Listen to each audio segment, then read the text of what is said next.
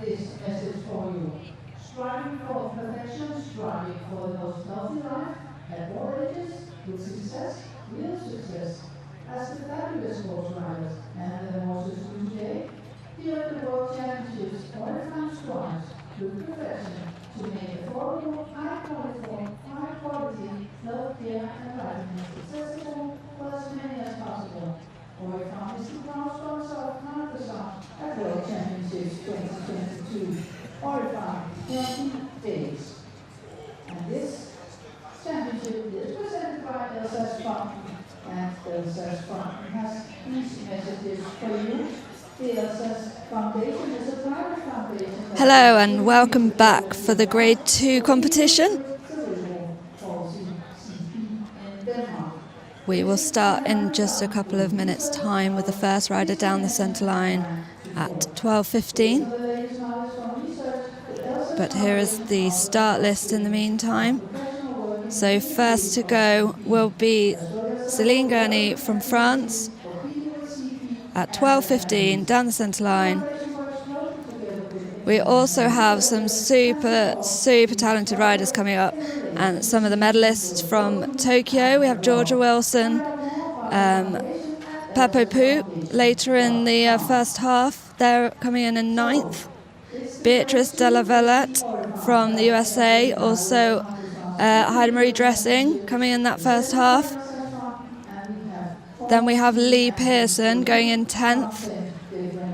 Katrine Christensen from Denmark, a new combination, and Gianna Regenbrecht from Germany, another super combination coming up in this class. So this will be very exciting to watch, following on from the Grade 4 that we've just had this morning.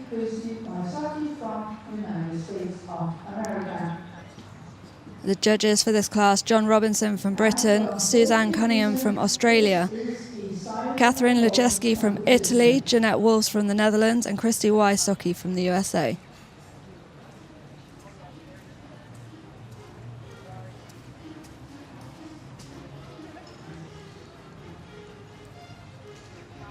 So there we have just the riders doing last-minute preparation in the warm-up before they go through to the main arena, ready to start their test. So again, the riders in this class riding for the individual medals today. So we have 3 sets of medals. The Grade 4 you've just seen, the Grade 2 that's just about to start, and then the Grade 1 will come later today. But first into the arena, Celine Gurney from France, ranked 8th in the world currently, riding her 17-year-old mare, Rhapsody IFCE. So here Celine comes in. Just been led there. So some horses just take a little bit of confidence having a leader on the ground. So riders do have the option in these lower grades, but if they'd like to be led around the start, just to give the horse a little bit of confidence from the ground.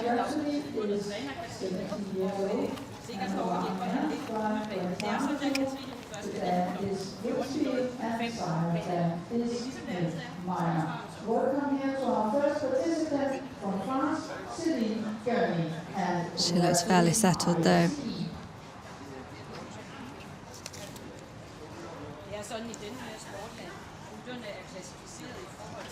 And Celine was in Tokyo last year and didn't have the best competition, unfortunately, due to a tack malfunction.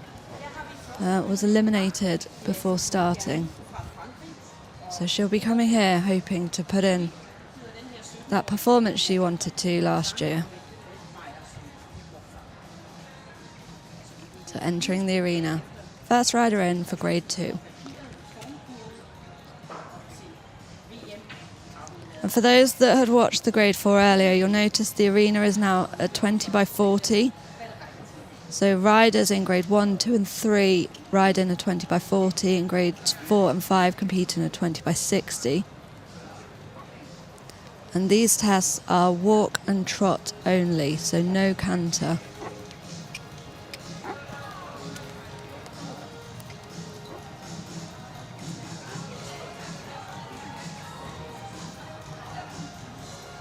So good solid entry here.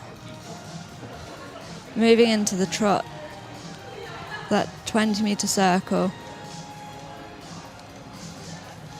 And a lot of riders in this grade don't have the power or the use of their legs. So they're relying on the horse to be fairly self-motivated. They can't carry the horse along.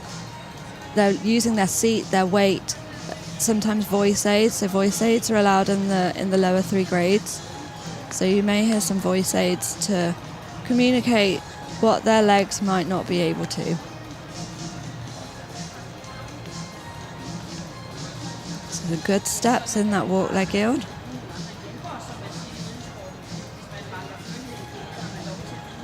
Nice transition up into the trot.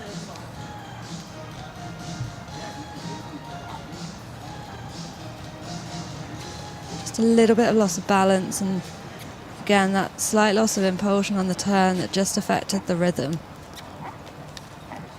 Some nice steps now. Again, just losing a tiny bit of balance on the turn, just falling out through the outside, and it just affects the rhythm slightly. Some super steps, and this horse has a lot of quality though. So some super steps shown in the trot. Really good and easy in the frame here.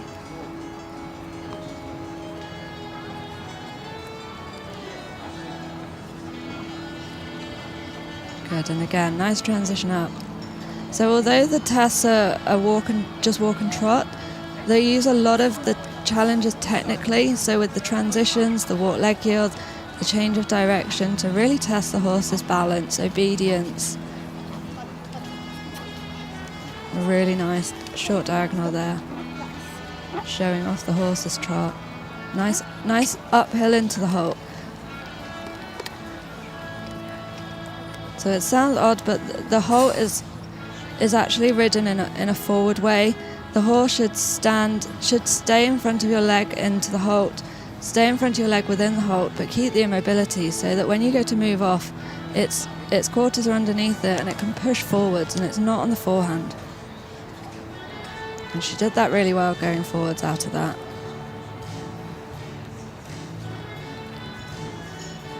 Showing some nice swing in this walk.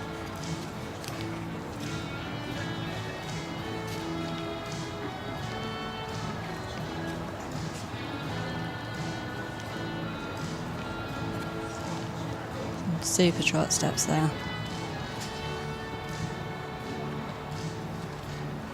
And you can see she rides with these 2 leg straps that just help with her balance and her stability. So for riders that don't have much core strength or much feeling in their pelvis and their back, and it affects their core and balance, they can apply for these dispensating aids just to help with their balance, to give her a bit more stability.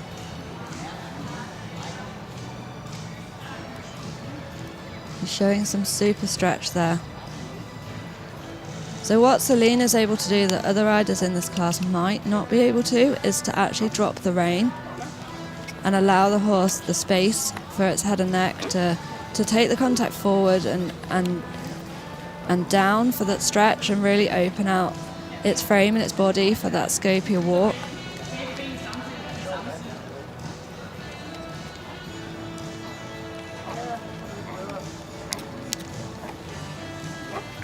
Just using a little bit of voice and whip just to say, stay with me, stay in front of me for this medium. Yeah, some nice steps there.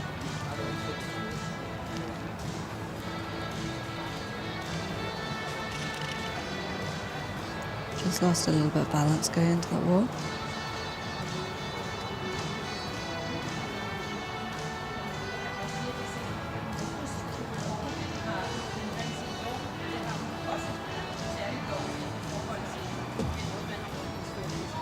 Some nice steps and bend on the circle. So judges are looking for the activity to stay the same, the rhythm to stay the same.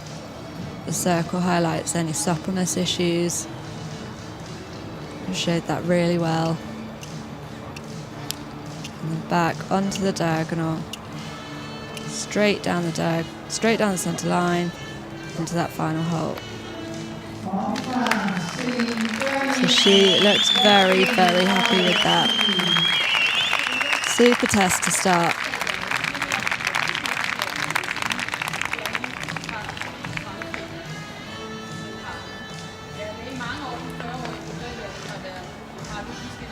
Showing some of that walk leg yield.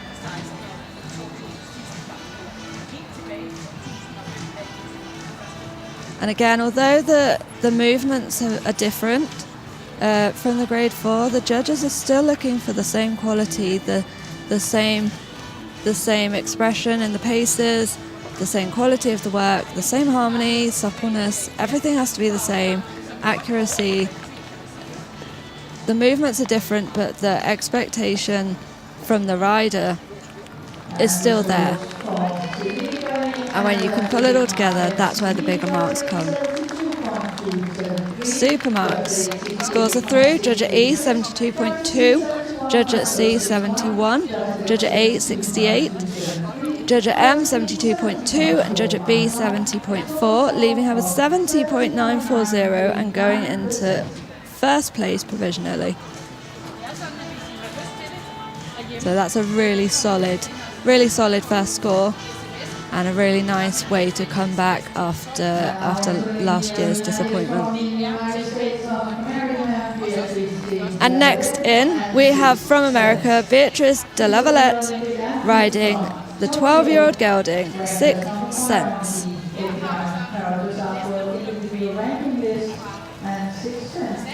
So you can see here again the trainer just choosing to jog around with Beatrice. So she may find that trotting is best to keep the horse's attention, to keep the energy, to keep the impulsion, and just again getting that security from the trainer, someone on the ground, because it's very different for some horses leaving the warm-up where there are multiple horses around and then coming into an arena like this on their own. That can sometimes be, horses are herd animals. So we just do whatever we can to reassure them, to give them confidence before we enter the arena. So entering the arena, Beatrice de LaVillette, the USA.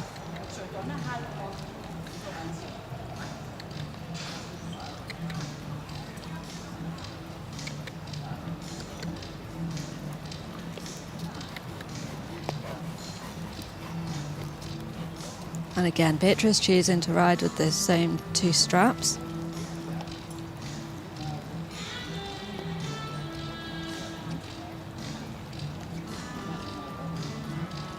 So nicely into trot here. This horse has a very nice head and neck position.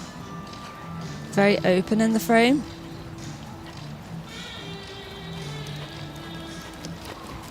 He sometimes comes a little bit too low. Be really picky.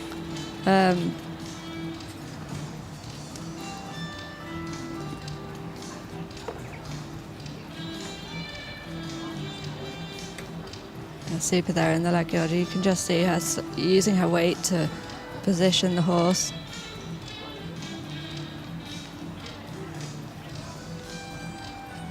Good rhythm there in the walk. Picking up some good marks.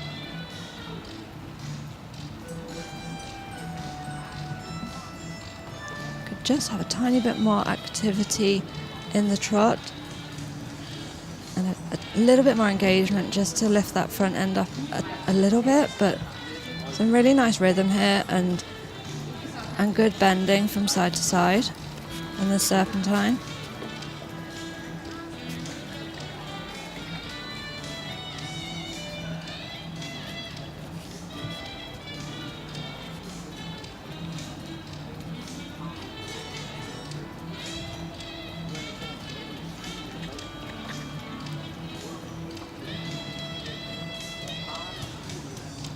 Just getting, if I was going to be really critical, it could be a little bit more connected, so you could see the reins got a little bit baggy there on the circle, and the horse just needs to take the contact a little bit more genuinely, she's needing to lengthen her reins to give the space to keep him going. So he just needs to push more into that contact and accept it a little bit better. So the walk can be a little bit, the strides can be a bit more consistent and a bit more bigger.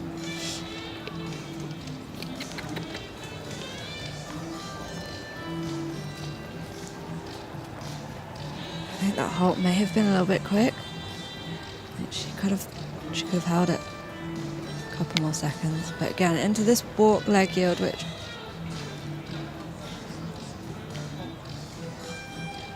is quite difficult to do to keep the straightness, to keep the activity.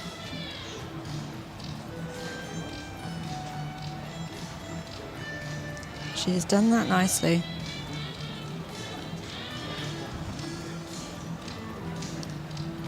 And again, there just gets a little bit low in the frame at times, and the connection is not quite as genuine as it could be. But again, that's so hard when you haven't got the legs to push into the rein and to connect that horse in that way.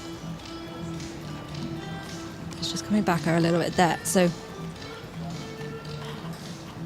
you start to see some of the expression that he could have. As she asked for a bit more for the medium, but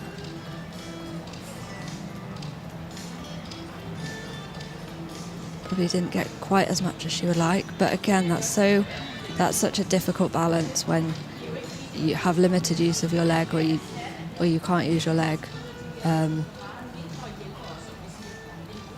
as she is.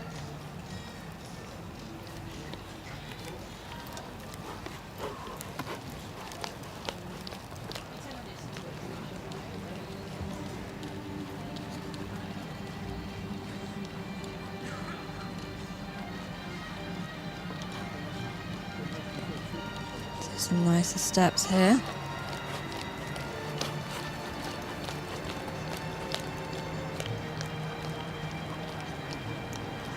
Yeah, it's such a challenge for so many riders to get that really good connection from leg to hand when you haven't got any legs, or you haven't got much use of the legs.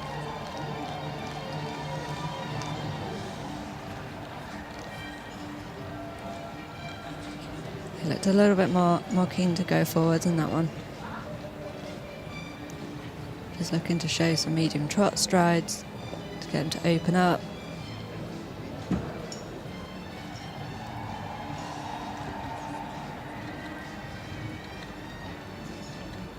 And again, showing some nice steps on this walk circle, but just dropping down a little bit in the frame.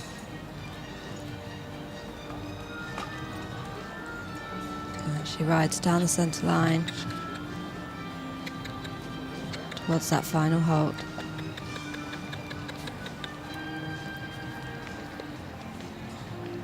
Those big ears. She is very happy. A nice halt to finish. And lots of smiling faces and clapping. And a very excited horse.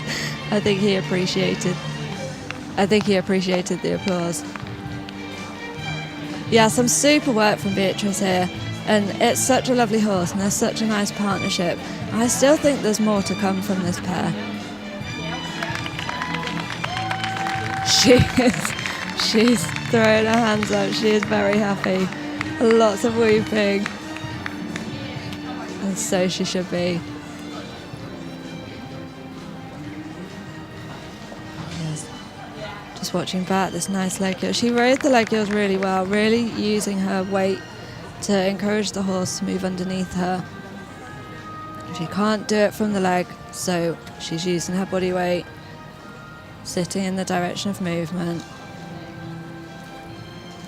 She drops the rein. Fist pump, celebration. Super job, well done.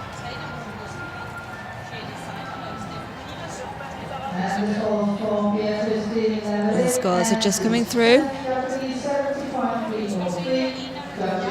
Judge at E, 70.3. Judge at C, 74. Judge at H, 71.6. Judge at M, 71.3. B, 71.3. Leaves her on a total of 71.758 and goes into the lead at this point. And the score for Beatrice de LaVillette, 70.3. Judge at E, 71.3. Judge at M, 71.3. B, 71.3. Leaves her on a total of 71.758 and goes into the lead at this point. Beatrice de LaVillette and 6 sets as you now welcome into the arena. Super start from those two riders. And now next into the arena for Germany is Heidemarie Dresing, riding the 9-year-old mare, La Boom.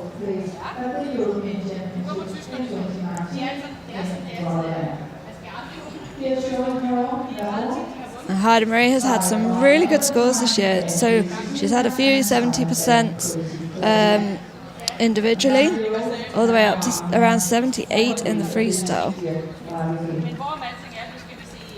They had a strong appearance in the freestyle in July, with a second and a third. And this is a really scopy mare. Again, opting to be led around just to show the horse the arena. And again, with the bigger moving horses, it is so important to help with the balance. And the scopier the horse, the easier it is almost to lose the balance. And it makes it so much more obvious when it's disrupted in the rhythm. So you have the potential for the big marks, but also it's easy to lose them. So this is definitely going to be one to watch.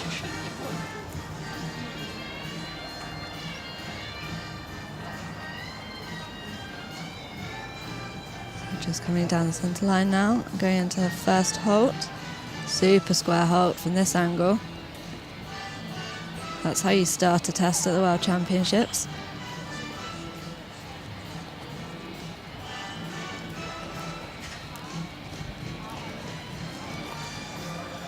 Really big striding horse.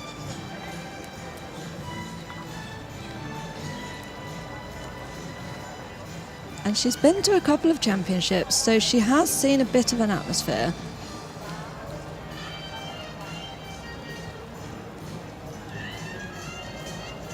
It's such a lovely trot. There's so much swing to it. She's so supple. She's like a rubber ball.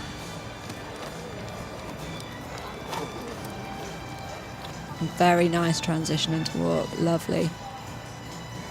So the judges are looking for that seamless transition, like a hot knife through butter, just flowing easily into the walk, forward thinking, good in the frame.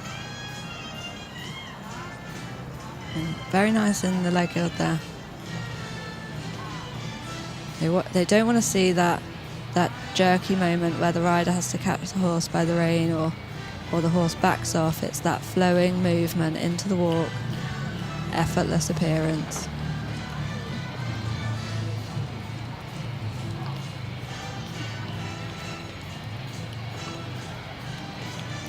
And she sometimes just sits a little bit too low in the frame. She drops a little bit on the forehand. She just could come up a bit in the pole, just to get the get the higher marks. She has such a big stride and the quality is all there. It's just keeping the balance a little bit better so that she doesn't go to the forehand so much.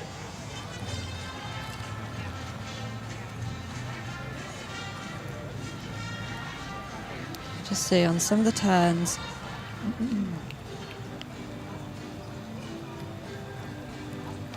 Just drops down a tiny bit.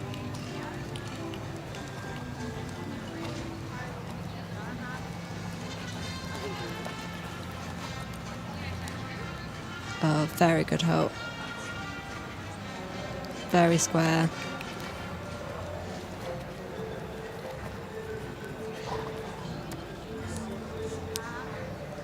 Oh, just a little bit unsettled. So here in the walk, she probably does it a little bit more than in the trot. And it's so difficult with a forward-thinking horse that actually has such a big walk, because you don't want to push her out of the rhythm. You just want to shift that balance a little bit so that the front can come up a bit.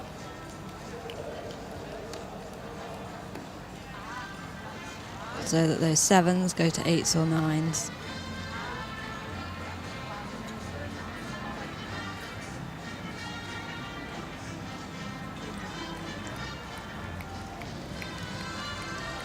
Some super steps there. So she just resisted a little bit going into it in the rain. Looks like she's getting a little bit strong on the rain at times. Heidemarie's having to really work to keep her off it and to pick her up.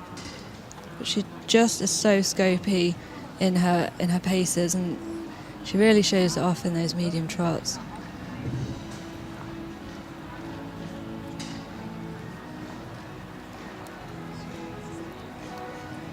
Yeah, super stretch.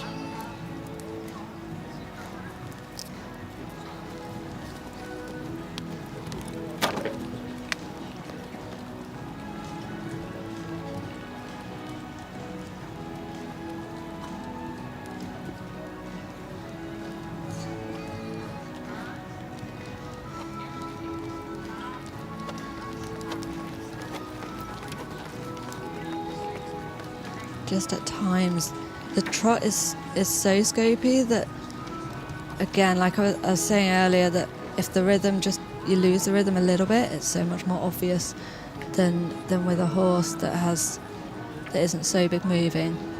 Showing some really good steps there in the medium again.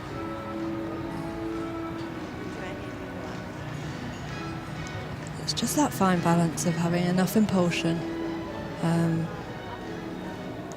and push from behind, and the balance in the right place so the forehand can come up a little bit and not pushing her out of balance because there's too much power.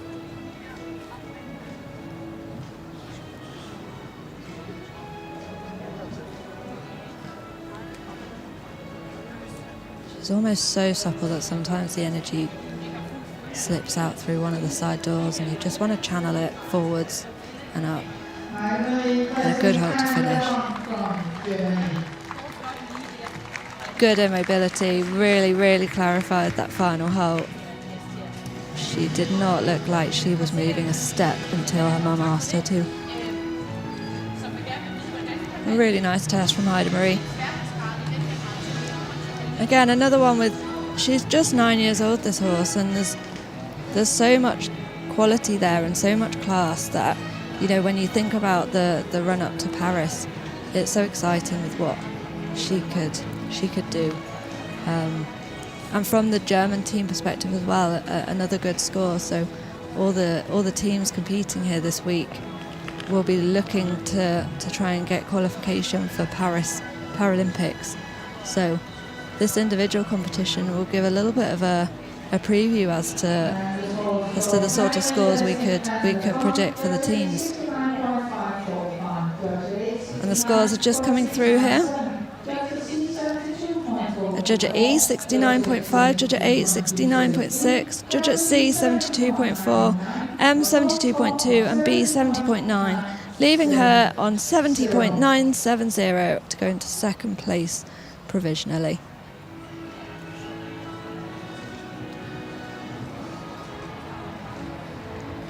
Yeah, very close on the leaderboard currently. We've got Heidemarie in second and Celine just 0.03% separating them.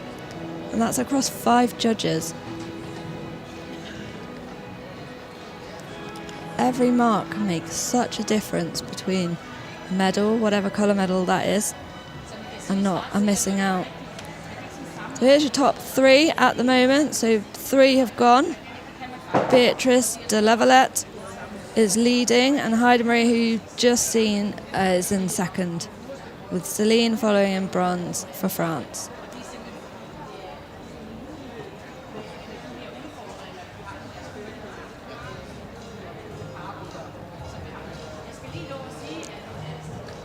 But we still have a number of riders to go.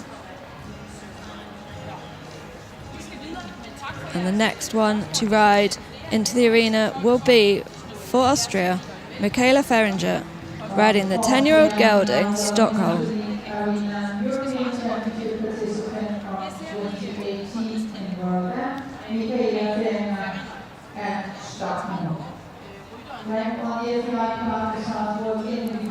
And this is a very popular pony. Very eye-catching.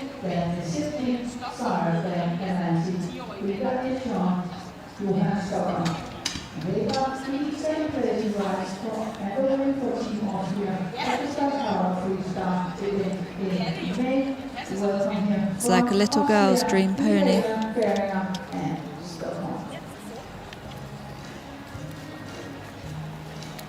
And she's just been led around the arena here, just giving him a chance to familiarise himself, showing him the crowds.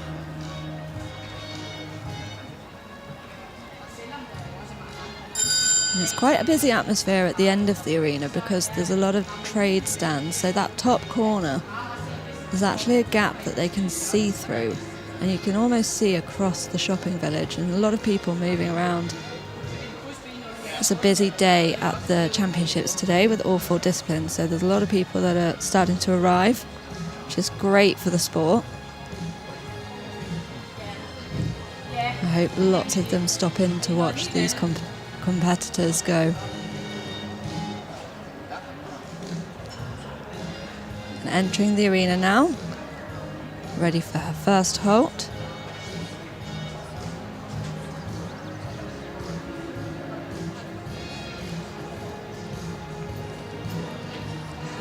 Oh, just squared himself up after she'd saluted. She'd just waited last second. That would have been a super halt.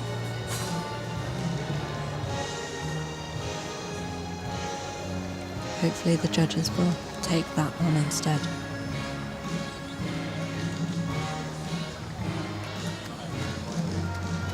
Really nicely into trot.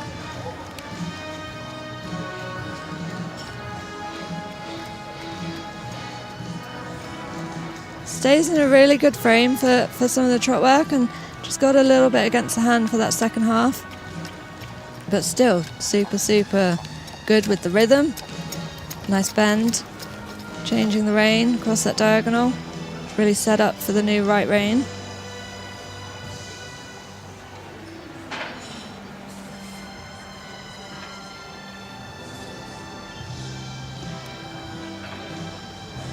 Into the leg yield, very nicely into the leg yield. It was a really clear transition, that moment that she asked him to move across. It was, even from the side, really obvious. And it makes the judge's life a lot easier when you have that clear moment where you start the movement. Some horses fade a little bit into the leg yield and drift a little bit, but that was a definite start of the movement, ride the movement, end the movement.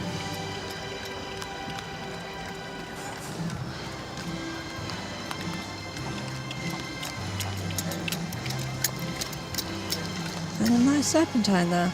Again, showing the same rhythm in the trot. In a good frame.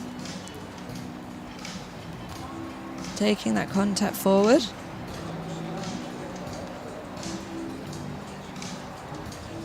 Doesn't have the scope of some of the horses, but she's really riding for every mark.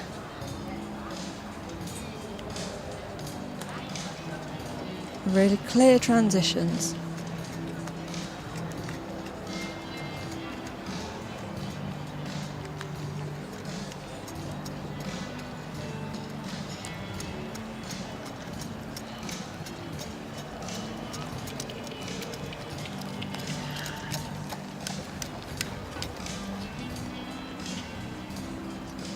Oh, just step back a tiny bit in that halt.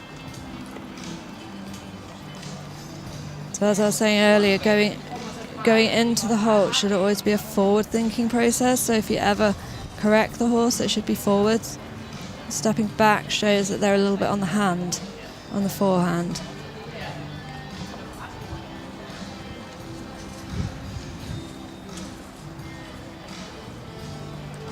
Looks a little bit more difficult this way in the leg yield, but still nicely into it.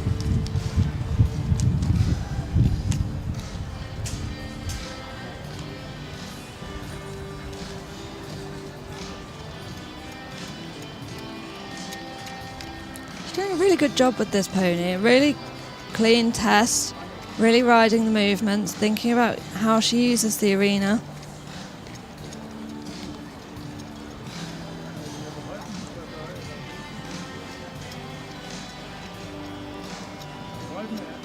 He's really staying with her, concentrating, listening. again, he doesn't have the same scope and an ability to extend as some of the other horses, but she was really clever in how she presented it, and she brought him back a little bit in the corner before so that she could show a difference, and then did the same at the end. So even though he probably didn't show a huge difference, it presented it in a way that made it look like there was more difference than he probably did.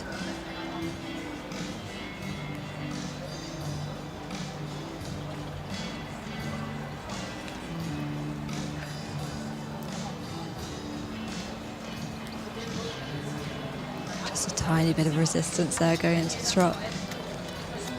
What a cool pony though.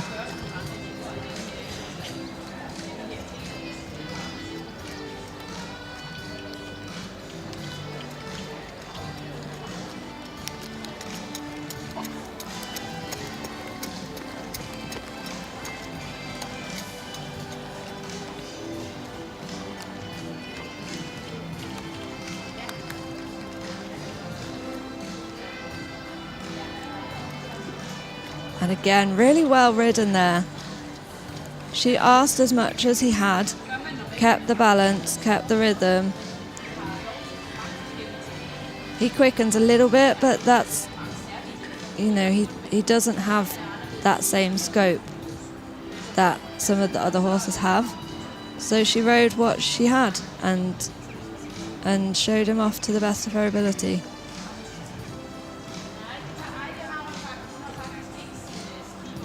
Just coming a little bit against the hand in that walk circle.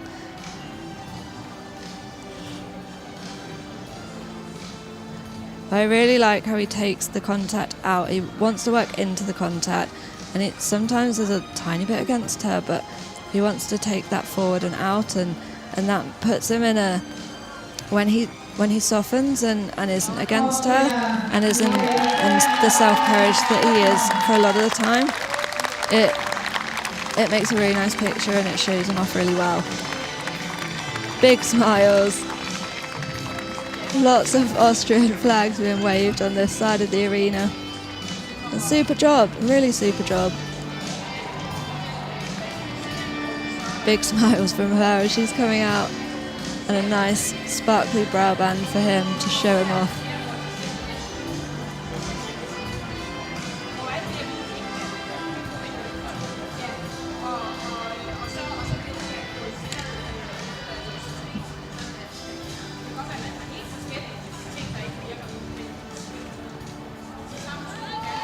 See some of that leg guard there. And big cheers from the kiss and cry. He's got his ears pricked. He looks very happy to be celebrated. And it's nice to see different horses in this class and what qualities they bring. So the scores are through. Judge at E, 66.8. H, 66.3. C, 67.1. M 65 and B 67.5, leaving her on 66.576, going into fourth place provisionally.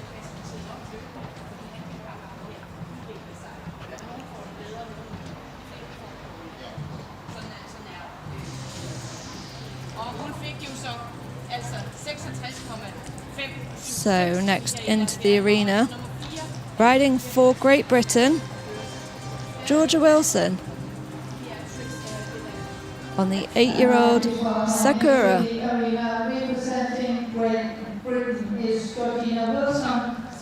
So here she comes, Sophie Wells leading her around. Georgia's trained with Sophie.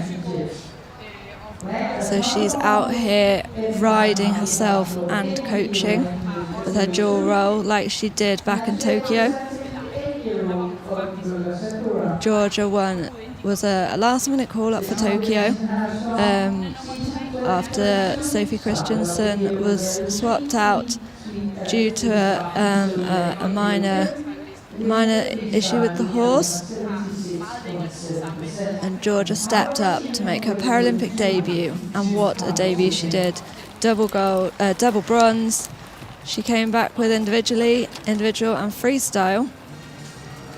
Her first Paralympics. And this is her first World Championships.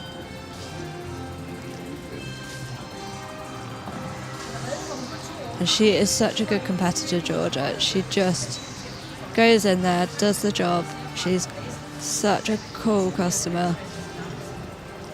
And this mare is has such a good head on her shoulders as well. She just seems to take everything in her stride, and was just 7 years old when she went to Tokyo, never done a championships, and just takes everything in her stride.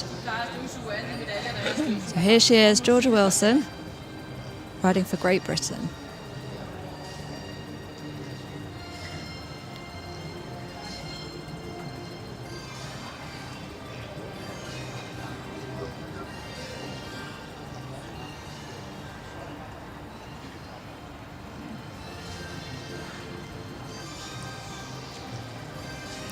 Holding my breath for Georgia. I think it's worse watching than riding.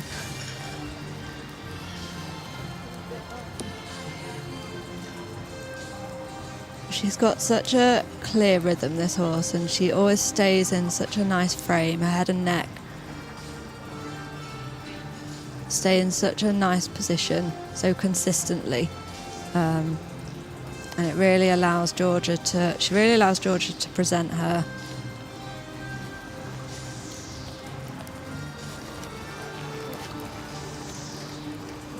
Nice trot work there.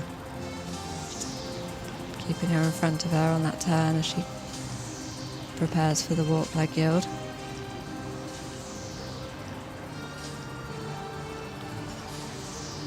Good from Georgia. She just shifts her weight over, asking for the leg yield. Tiny bit of resistance. Good. Just saw she just raised her head and neck a little bit going into that. Kept the rhythm. Kept the steps.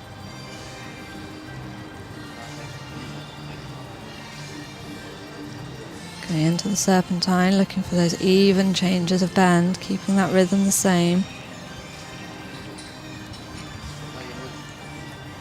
And Suki, as she's known at home, is pricked. I think she's enjoying the spectators here. She does like a bit of an atmosphere.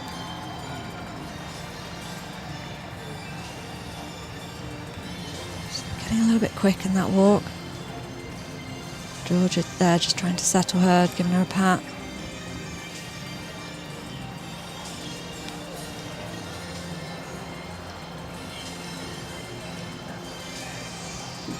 Georgia as well, part of the 2019 Europeans, where she won individual gold, individual silver and team silver on another horse at her championship debut. So used to riding at a championship. Oh, just not quite square there. Just step back to square up a little bit.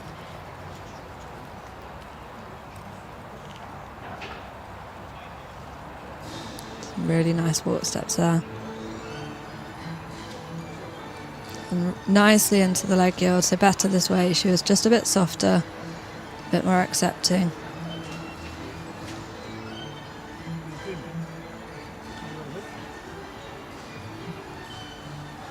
Looks a little bit on her toes today, actually. Oh, anticipating the canter.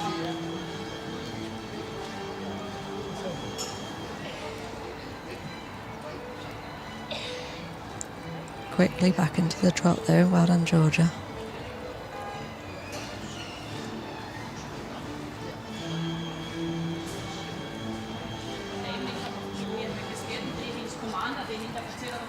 That's some nice steps there. She just lifts in the frame as well when she's got that bit more push. She's just a little bit hot. I've seen her look a little bit more relaxed, and Georgia's doing a really good job to manage that. Just trying to settle her, get her to drop down for the free walk. So Georgia rides with loop reins.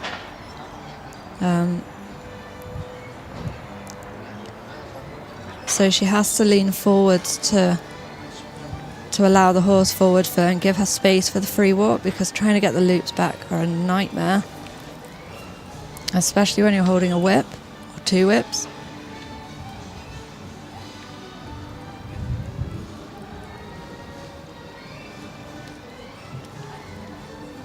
patting her, she's just reassuring her.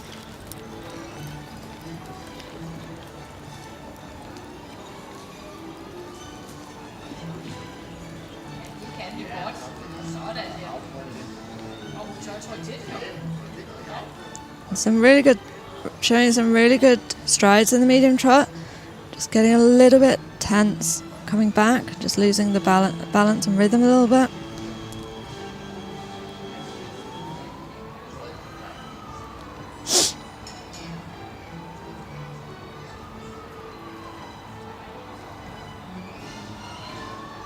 A better rhythm on that walk circle. She's managed to keep her together a little bit more and a little bit more settled. She's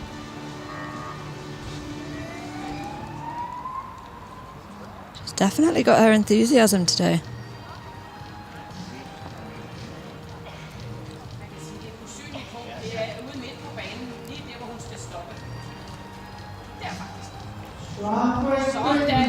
Super hot to finish, and that big smile that Georgia's known for. And the British team in the kiss and cry box all applauding her efforts. Big smiles there from Nina Venables. Super job from Georgia. She did really well to manage that, and she showed some really, really super work. Just a tiny bit on her toes, Suki. But really, really held it together. She's got such a super temperament, that horse, and she really tries for Georgia. They've got such a good bond. And Georgia's so cool. She just sits quietly, reassures her. Some super trots, some true super trot strides there on camera. Just showed the replay. Well done, Georgia.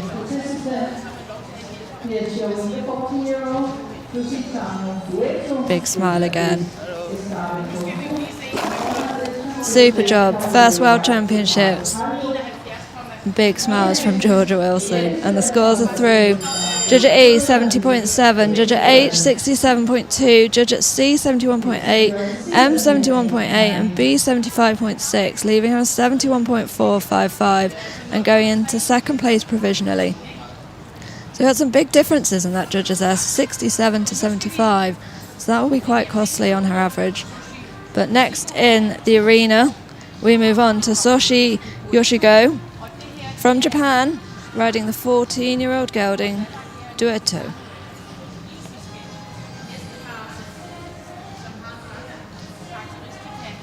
So good halt to start here.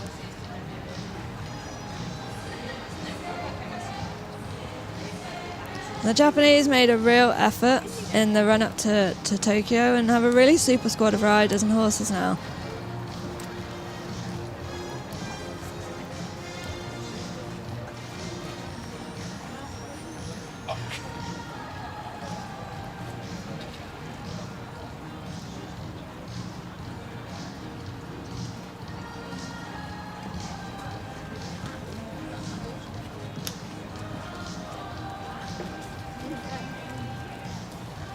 This horse staying in a really nice frame throughout this trot work. Really accepting of his rider. Obedient.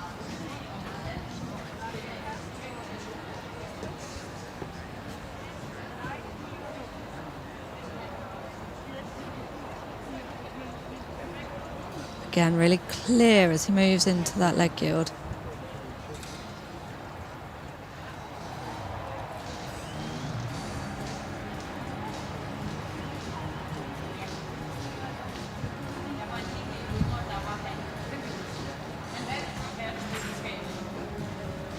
And obediently back up.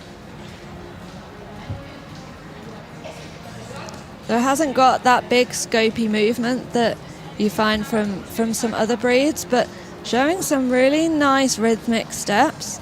I'm really, really obedient, and with the accurate riding, you can gain so many scores with that.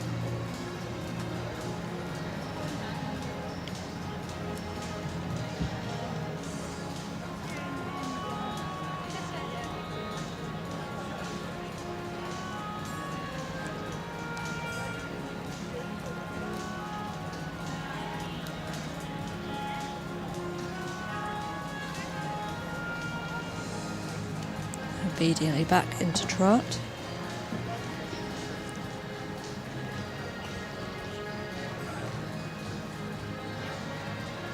So just not always as loose and open as some other horses, but really nice harmony between the pair. Nice obedience. Just dropping down a little bit at times in the pole. Unfortunately not square in the halt. See, that's where you can really pick some marks up. Those square halts that are so difficult to do, but they can be so expensive. And any horse, any breed should be able to halt square. So it's always possible, but it's not always easy.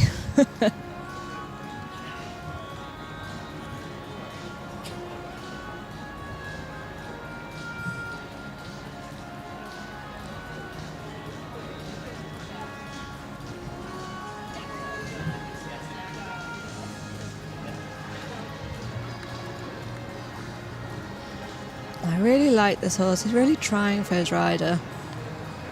Really listening. And just dropping down a little bit at times, so he's just dropped down a little bit in scores from the beginning of the test. Just occasionally a little bit of tension can make the paces a little bit shorter, a bit choppier, and you lose a bit of the looseness than when he's really relaxed and open. They're having to lean forwards to allow the reins for the free walk, and it's such a difficult movement to do when you can't drop your reins, because you're trying to look where you're going. You can't allow the horse as much movement as you could if you drop the rein, and the horse sometimes has to get used to that, because it puts their balance a little bit on the forehand when the rider has to lean forwards. But for riders like myself and other riders that use loop reins, it's really difficult. It's difficult to then get that balance between how many marks you can gain from dropping it and struggling how quickly you can get the reins back.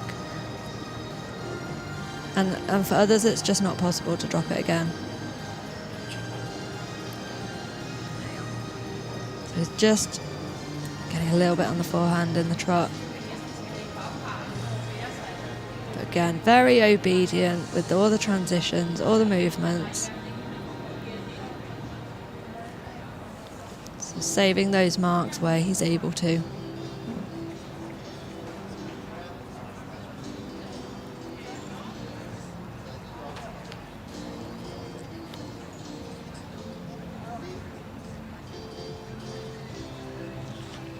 As he comes down the last centre line.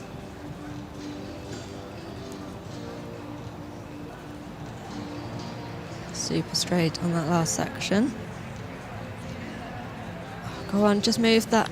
Oh, just praying that he would move that front leg to square him up. But a really, really good job he did there. And lots of smiles, lots of clapping. Super to see that sort of riding and quiet riding and a really happy horse that is trying for his rider. Big smiles, big claps, lots of cheering.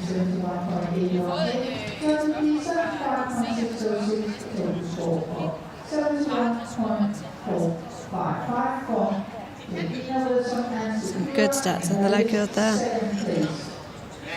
In the lead, it's Beatrice de LaVillette and 6 sets, before 71.758. Super job with him. Third place is Heidemarie Dresing. Lots of cheers as he comes out the arena there. They are very happy. Oh, that front leg, he was very close. I'm just resting that hind as well. But very good immobility, super straight into it. And look at that smile. And here we have the marks coming through.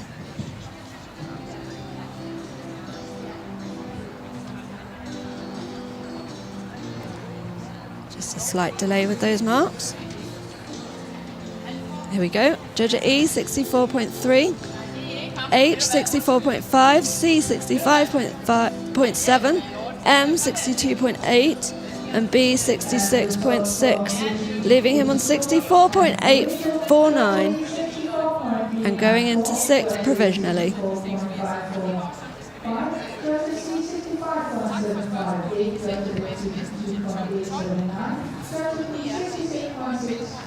So next in for Brazil,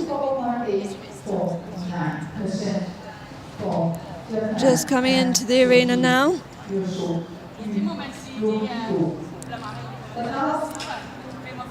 Riding the 10-year-old mare Francis is Flamarion Pereira da Silva.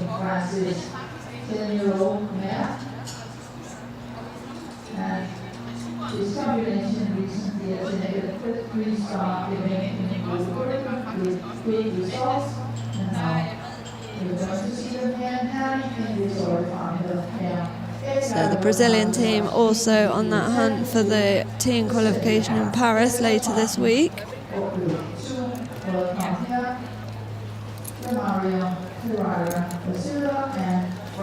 So this will be an interesting score to watch. Again, this score not counting towards the team competition, but it will give us a bit of an insight as to what to expect going forwards in the week.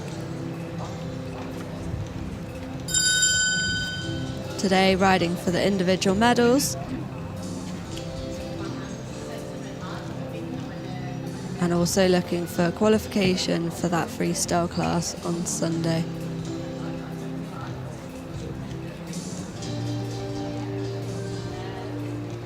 So you see here, just choosing to ride with those split reins that we saw earlier in the day.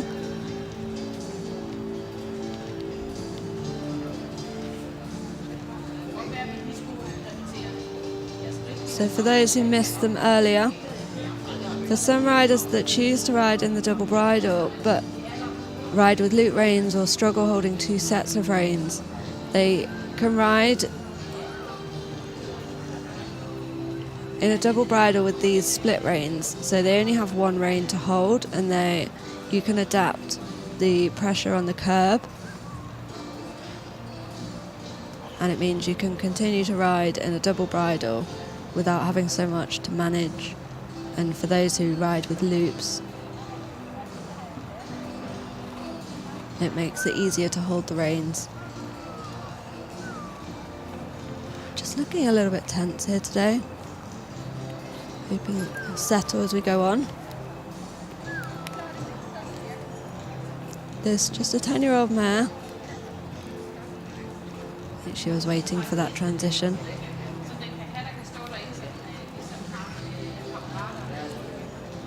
Sometimes it's harder when a horse comes in and is a bit tense and has a little bit of extra anxious energy. Trying to keep that within the walk is really difficult. If you can canter or trot and just gradually let some of that energy out, it can be like a valve letting air out, and it can just save a tiny explosion. It just releases the pressure.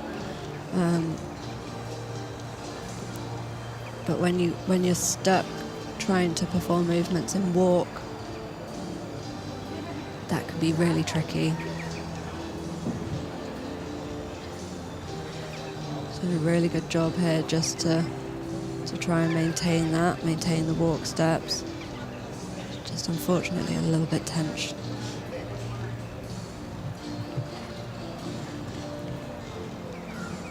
Back up into the trot. She's a little bit more settled in the trot.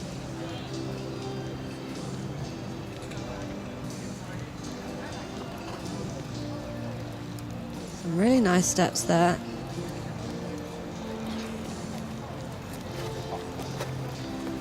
Just dropping a little bit low in the pole. He's probably riding just a little bit safely there, just to try and keep her focus back on him. As you can see, as her head gets a little bit higher, she has a chance to look around. She just gets a little bit tense and a bit on her toes. So he's just trying to soften her, keep her focus.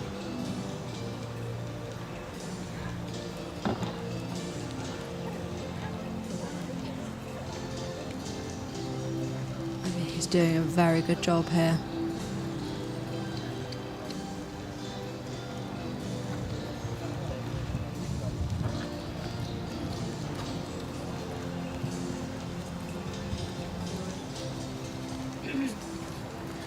And it's not a hugely spooky arena, but there are a lot of flags and quite a lot around the arena, and it's not that far away for them.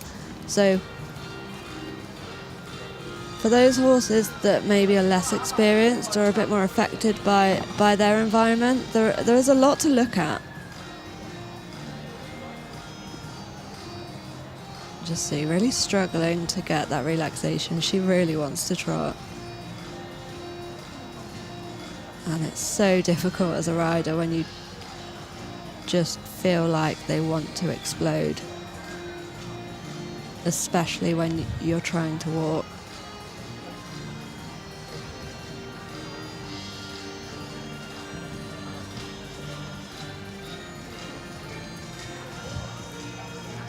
You see how carefully some of the riders in the Grand Prix sit when they move into their walk sequence, and how relieved they are when they can move back up into passage or trot.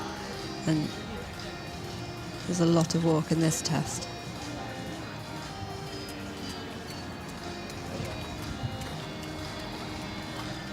There's some really nice quality in there, and you get glimpses when she relaxes and lets him in.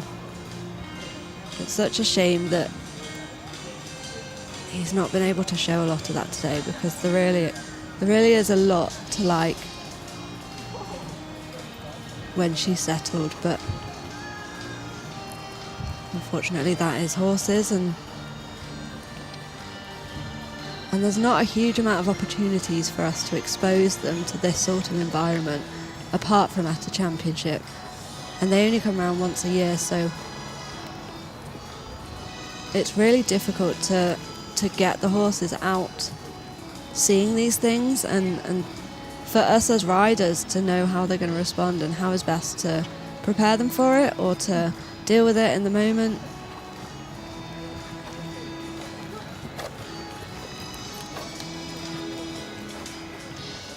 And unfortunately the only opportunities are at these championship ones. It really matters the most. I'm just losing the rhythm there, just a little bit on the forehand. He's trying to settle her. A little bit tight.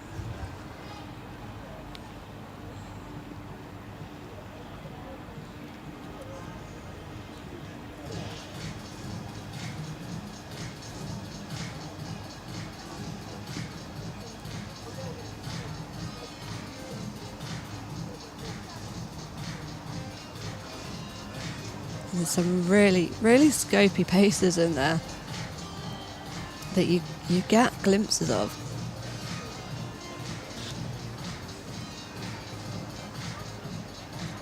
And just unfortunately, oh no, just going into leg yield there instead of that diagonal, and spooking a little bit, and she just wants to get away from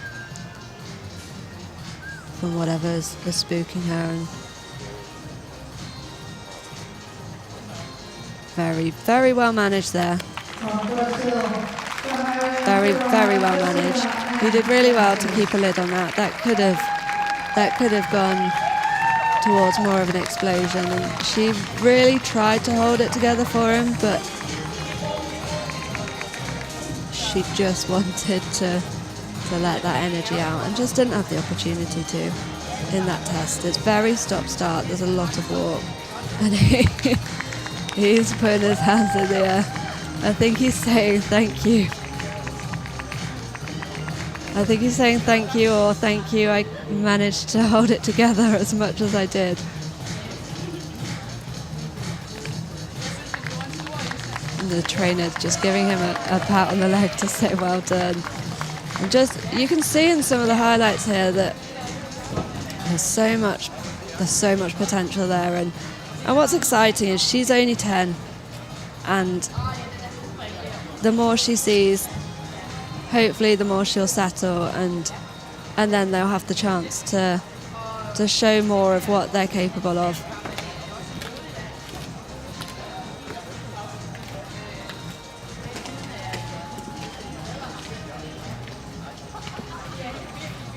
we will have another chance to come in and ride for the team. So hopefully now she's seen the arena, been in there, she can come back a little bit more settled.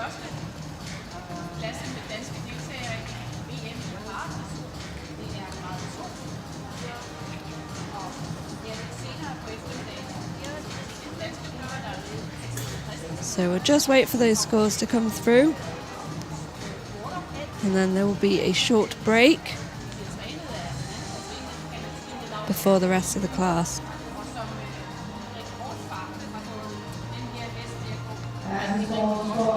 They're just coming through now.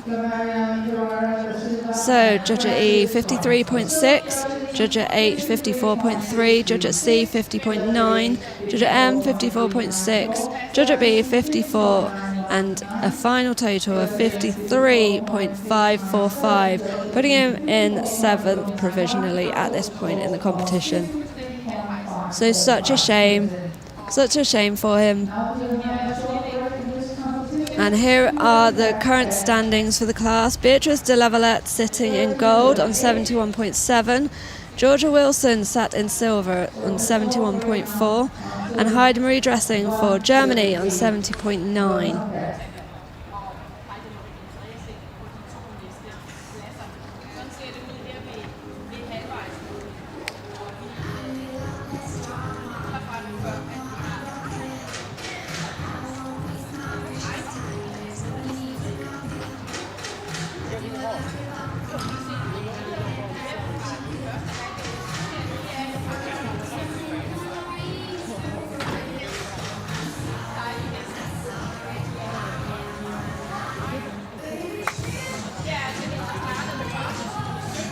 So if you need a short break, now is the time, and we will be back at 1:38 for the second half of the class, and we have some super combinations coming up. So don't go away.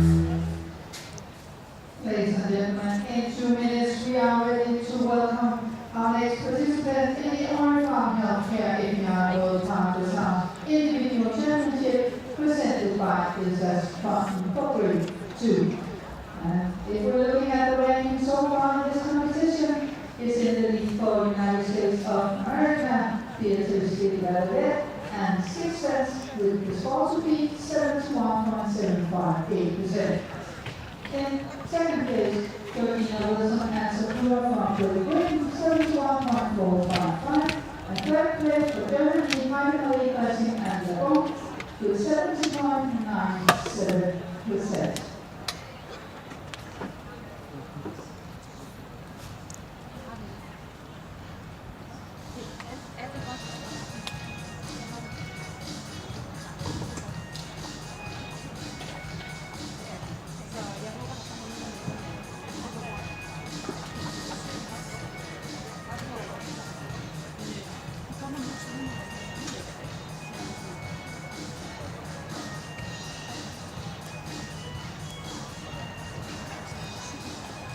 So now it's time to welcome our first participant into the PP Halls arena.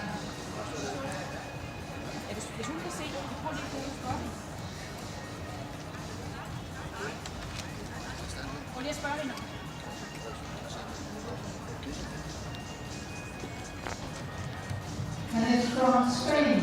Please welcome Felix Gomez Okay. and Herning. Running up the FEI individual ranking. So next into the arena, we have Felix Gomez riding for Spain. He's riding a 15-year-old chestnut stallion called Merlin.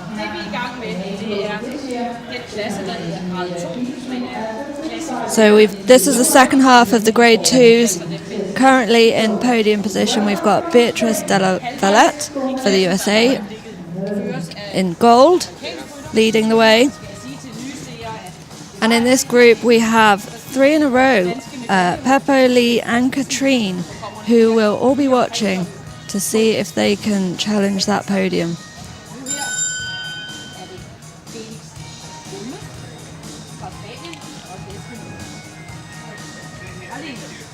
And about to enter the arena, Felix Gomez riding for Spain.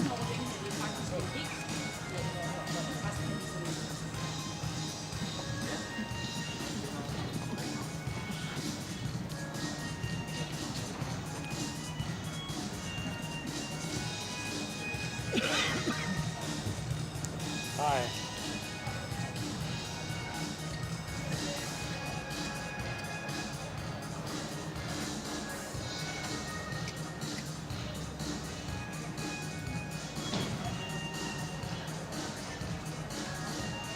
Super, just closed up for that square halt on entry. A little bit deep in the pole, but really, really super start.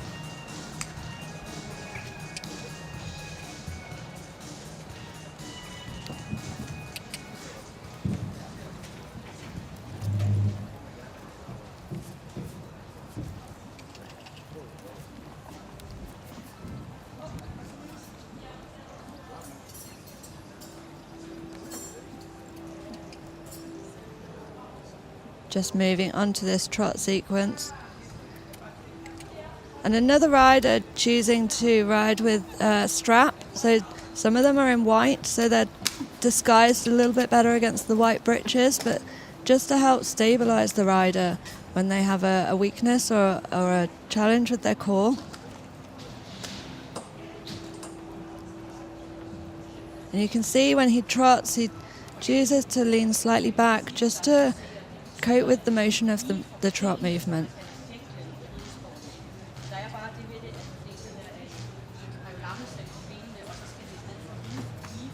Just could be a little bit more defined going into that leg yield. You could see with some of the others there was a real clear transition from that walk on the 3/4 line to moving into that leg yield.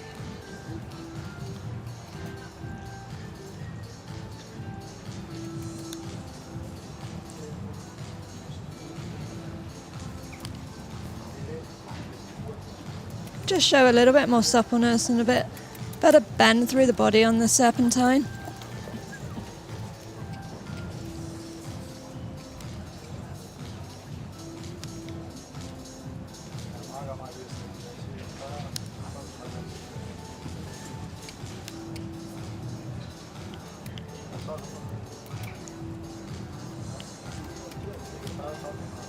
This horse looking a lot more settled than the poor Brazilian horse.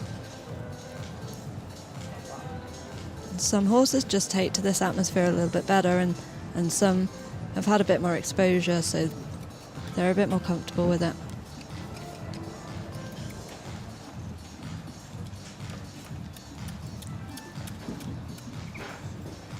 Some nice steps. You can just see on the circle again that suppleness. You don't quite get the horse's body on the line of the movement. He has to stay a little bit straighter in it.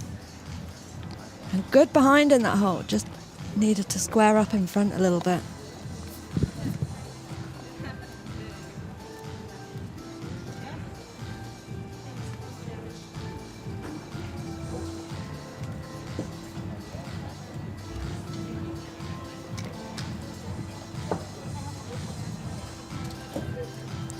I'd just like to see a little bit more activity in the walk. But showing some good relaxation, some good steps there. Oh, just a slight miscommunication there again in that corner. A couple of horses have done that.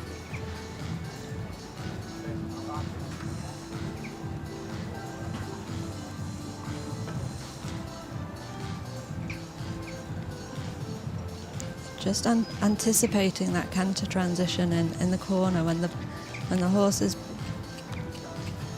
a little bit behind the leg maybe at the end of the walk and a little bit bent to the inside. They're just not going straight into that trot. And it can be quite a costly movement.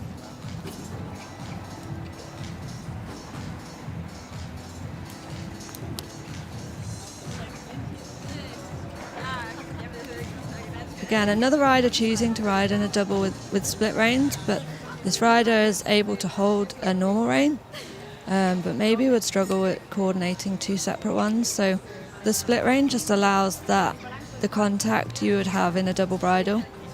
The challenge is that you can't adjust the pressure on the curb with them.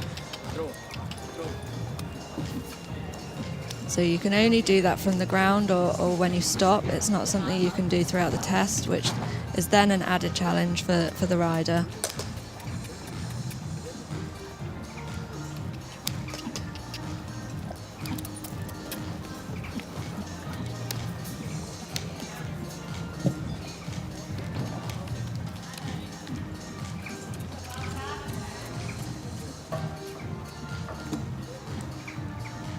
There for the medium, just not showing enough difference from the working trot.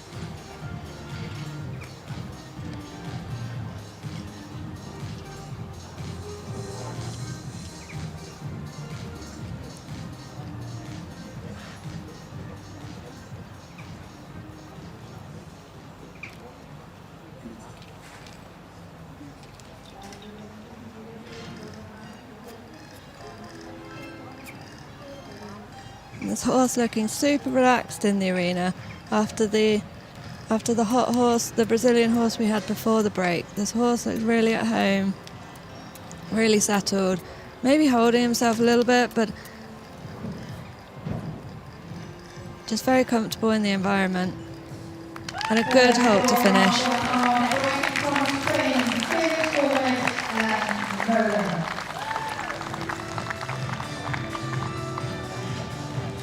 Good job. Big pats for his horse. Very pleased with that.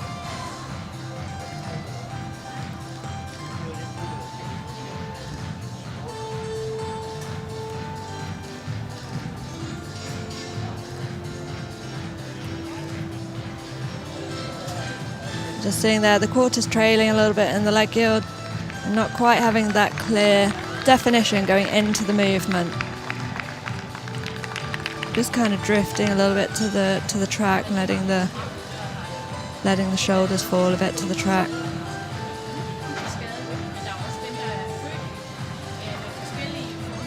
Really good mobility at the end.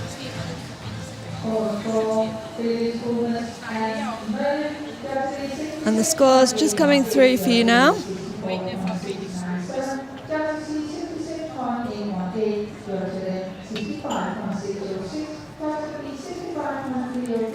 So judge at E, 66.8. Judge at H, 64.6. Judge at C, 65.6. And judge at B, 65.3, leaving him on 65.848 and going into 6th at this point in the competition.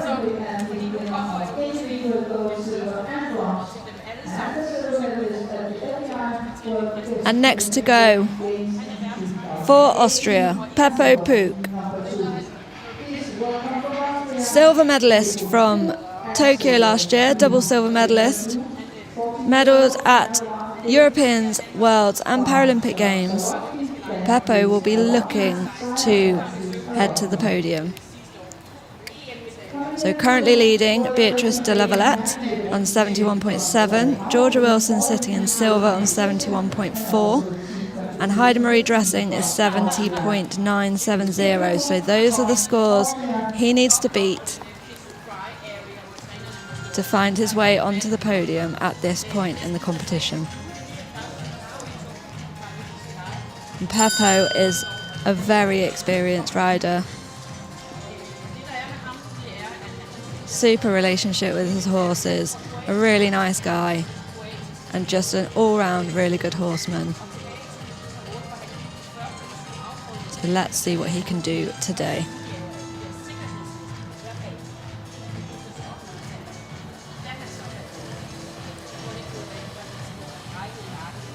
Sailor's Blue, a 14-year-old gelding by Swarovski.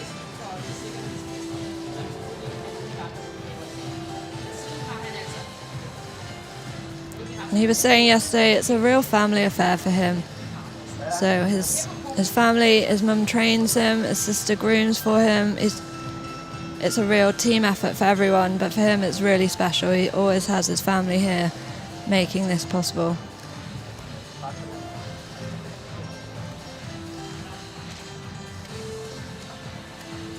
And I think it's really hard to appreciate just how many people it takes to get us riders down the centre line.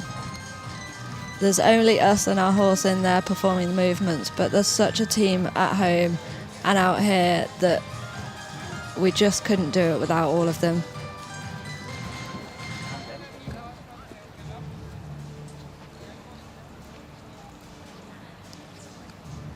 A really active trot.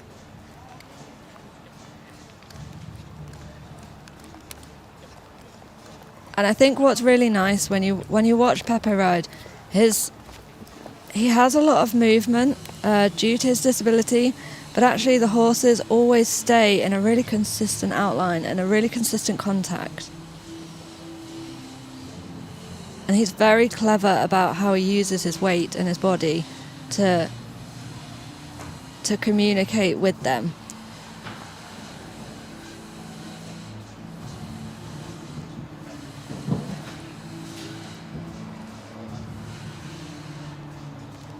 Pepo starting off really strongly here.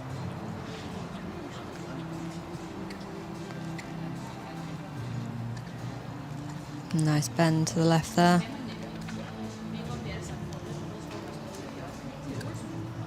The arena's gone a little bit quieter while everyone holds their breath watching this one.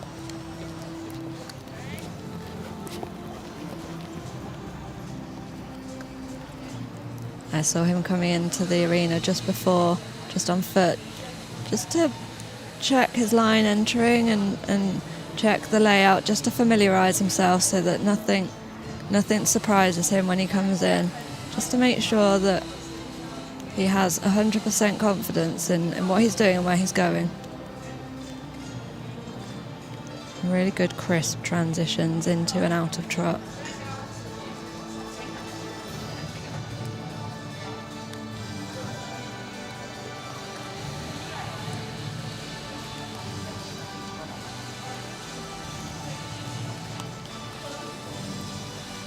This horse stays in such a nice balance.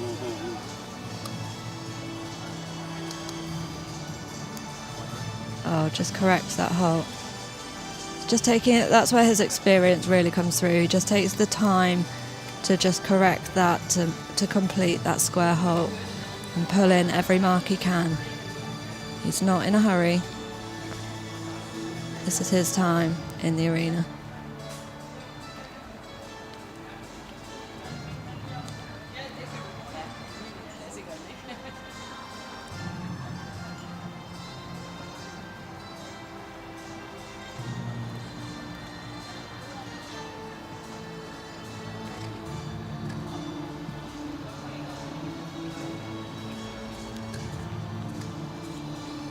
We've got some really dramatic music here for his trot, which is really adding to the tension.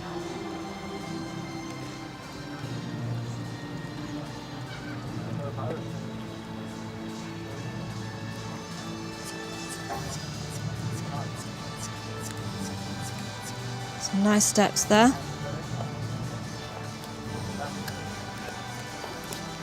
And you can see how Pepo changes his rising to be a little bit more obvious, to show the horse that that's what he wants him to do. He wants a bigger stride. There's all these little signals that us riders use to communicate a change in pace or an extension or a difference within the pace. A really good stretch there.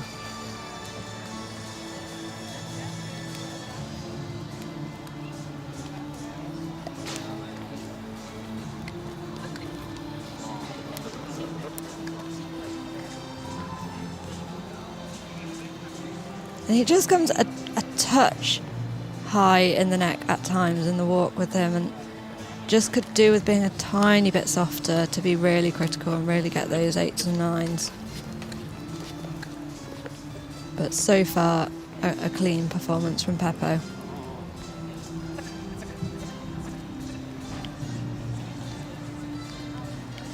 Yeah, nice steps in that medium. Again, could show a tiny bit more, but again, it's that balance between losing the balance and Pepo losing the balance and keeping the rhythm and consistency of his test. You don't want to go for 9s and end up with 5s because you've had a mistake.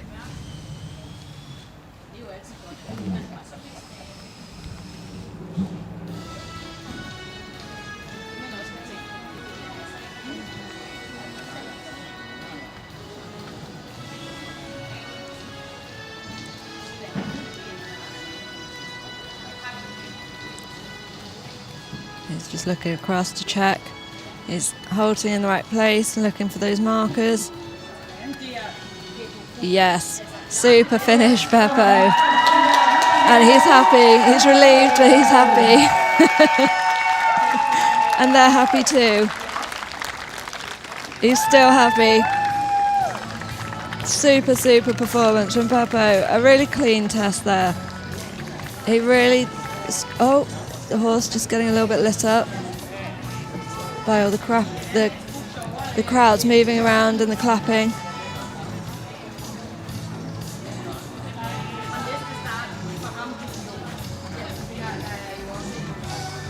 He's got him back.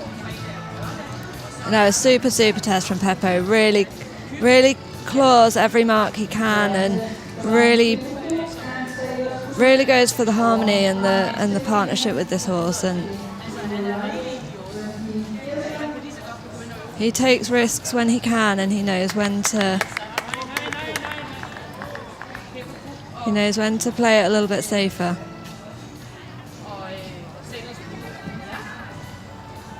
So that he's just reminding the crowd not to clap and to do the silent clapping.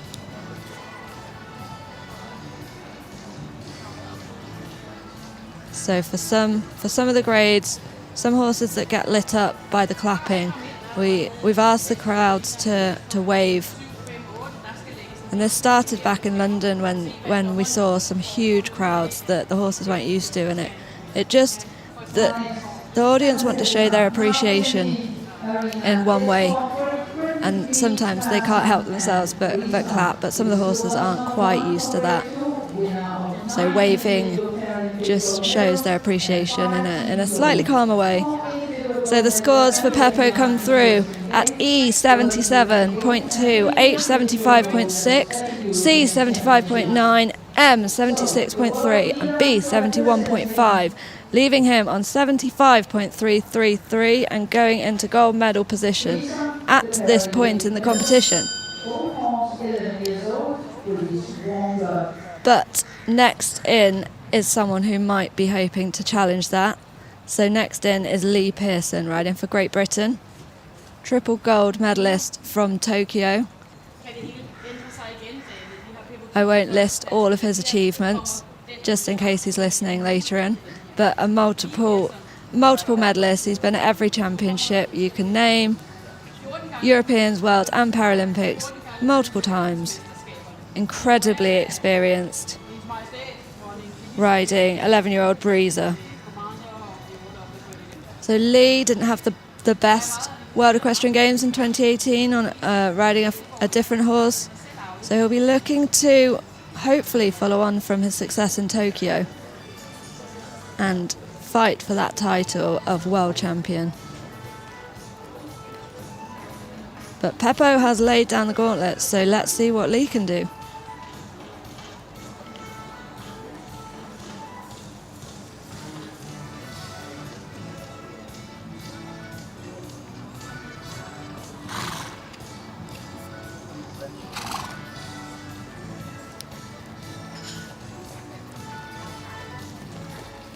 So showing some nice trot. Breezer looking a little bit on his toes. So hopefully Lee can just settle him. Showing some really super trot work there, managing to contain him. And again, you can see there that moment where he moves from walking down the 3/4 line to that transition into the leg yield. It's so clear. The horse stays parallel. The steps stay in a good rhythm.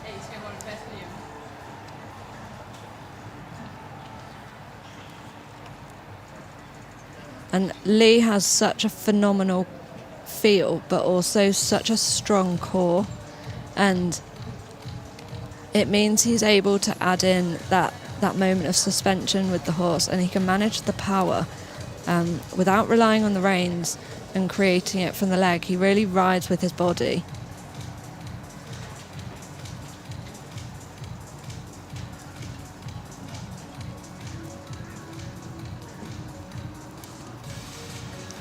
Just looking a little bit on his toes in the walk here, but keeping the rhythm.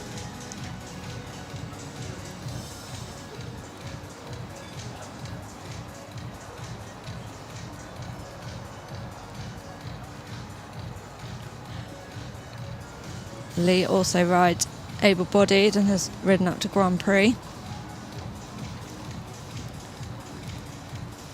Just in his spare time.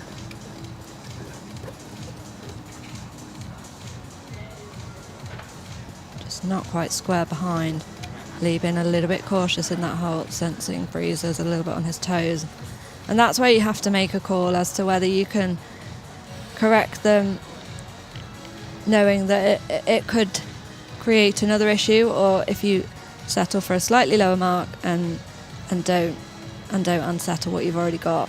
And Lee there choosing to just go with the moment he had.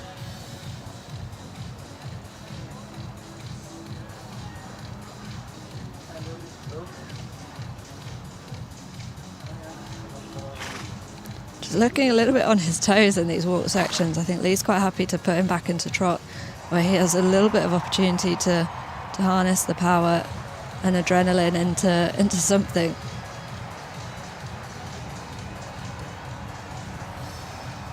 This horse so expressive. Shows some super reach in the medium trot strides.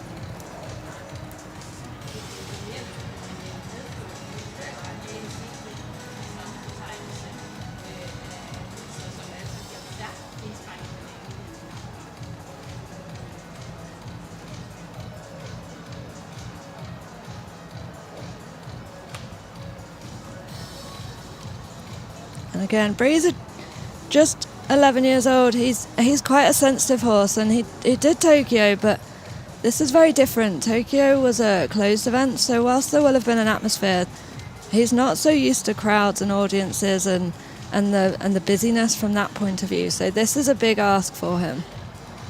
Lots of people moving around, lots of people that he can see, and he's really trying hard for Lee.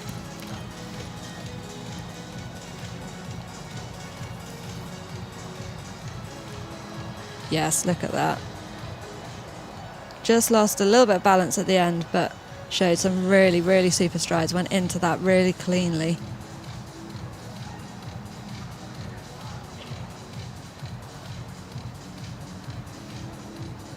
And Lee's using all his experience here to try to keep a lid on this in the walk. Really riding the rhythm with the seat and trying to give him the space in the rein just so that he doesn't feel trapped and feels like he has a way out. Just telling him to breathe and to settle.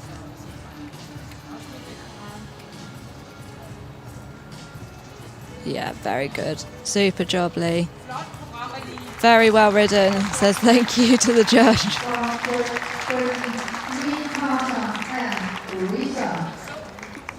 Lots of waving and happy faces in the kiss and cry box from the British support team there.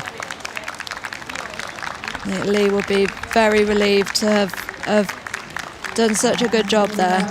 Breeze has coped very well with all this extra atmosphere.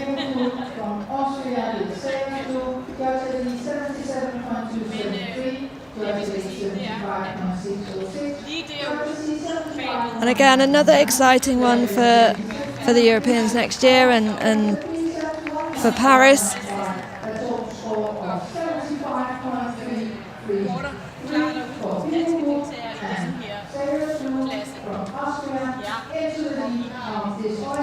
Really positive ride from Lee there, and hopefully Breezer can build on this for the rest of the week as well.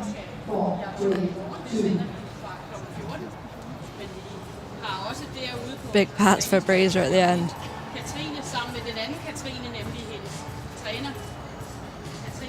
So we will wait for the Lee's scores.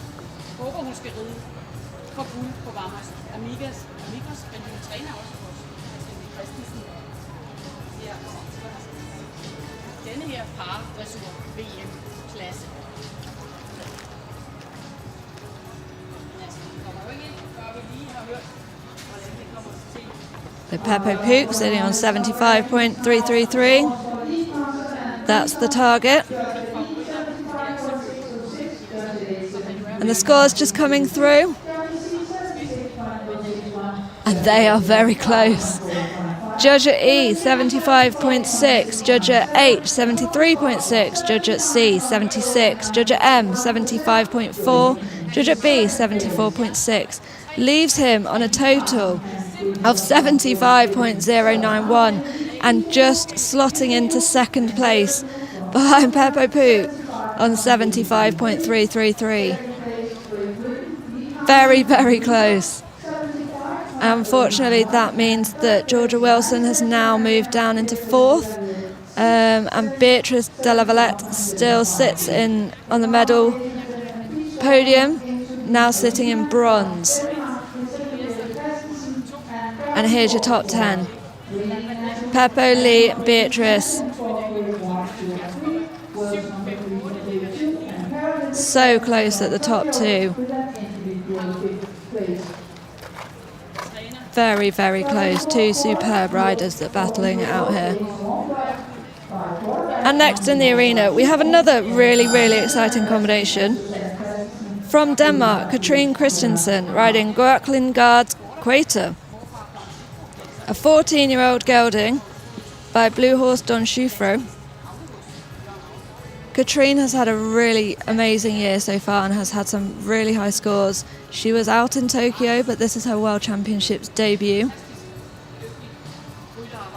Trained by a name you might recognise, Catherine Laudrup Dufour, who will be riding herself later in the Grand Prix Freestyle.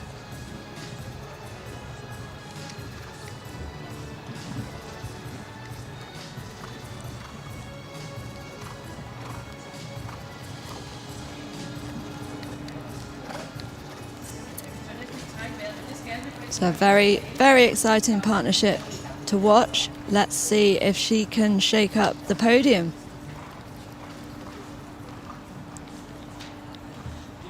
Really expressive horse.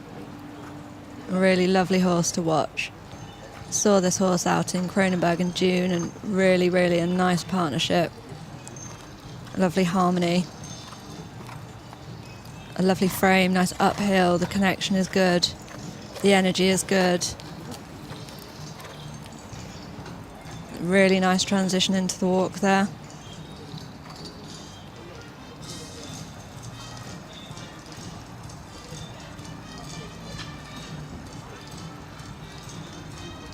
Again, clearly into the leg yield, the horse staying parallel, the walk rhythm staying the same.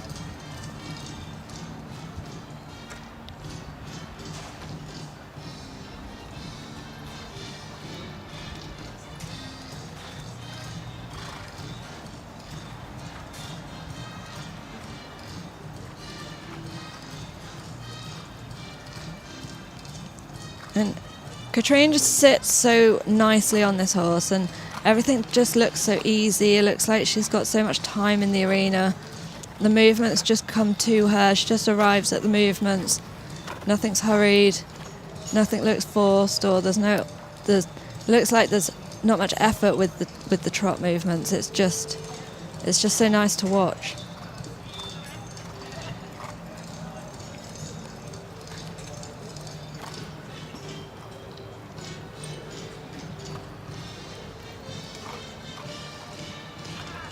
The horse just looks so eager. Every time she asks for something, it almost says, yes, how much? How much can I give you?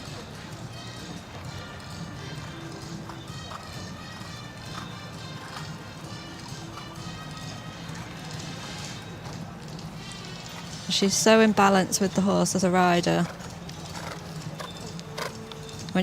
Just a little bit of resistance going into that hole, a little bit too much on the hand.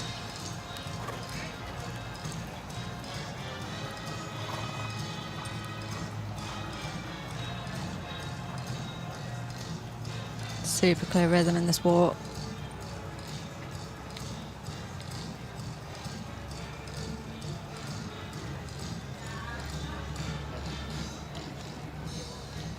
Again, the walk rhythm not changing and the leg yield just looks so easy for the horse.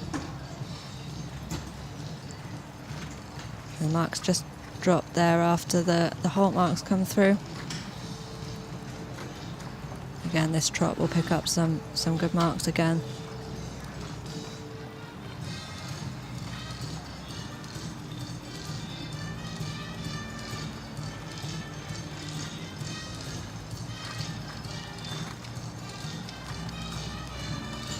Super strides.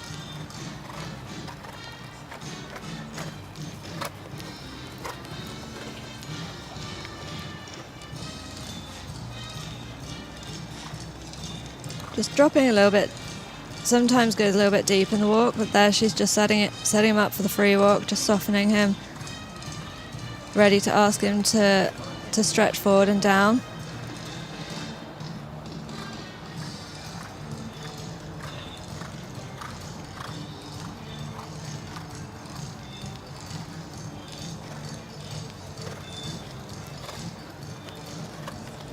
And there it could just be a little bit higher in the pole, but again, just preparing for that transition. And then there she really picks him up, ready for that trot work.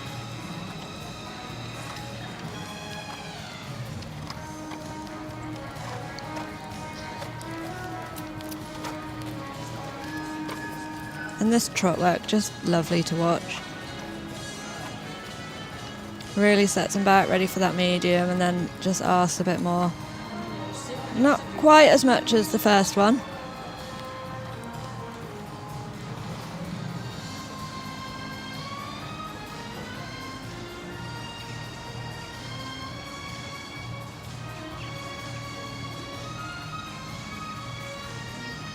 And going by the running score, we have some Danish commentators near me, and I expect if this running score is anything to go by, we're going to hear a lot of shouting in just a few seconds, because she is currently out in front.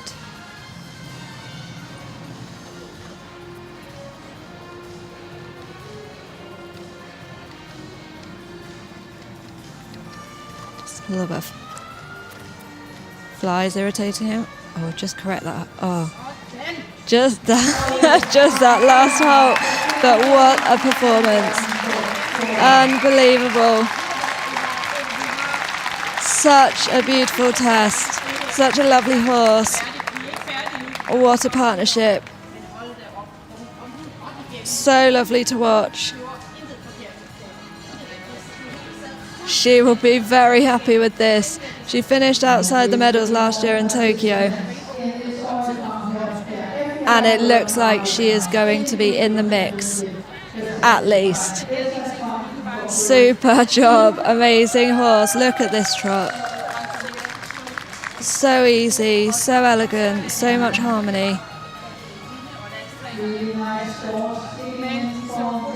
Ticking a lot of boxes, I imagine, for the judges. So the score to beat will be 75.333, currently held by Pepo Puch at the top of the leaderboard.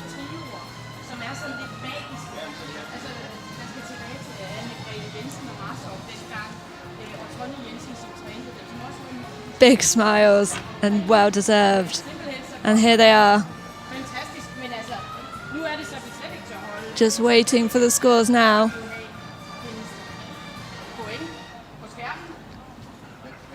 What a World Championship debut here in Denmark.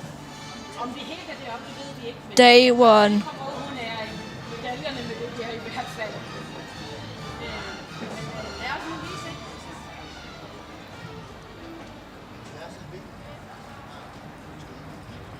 Just waiting for those scores now.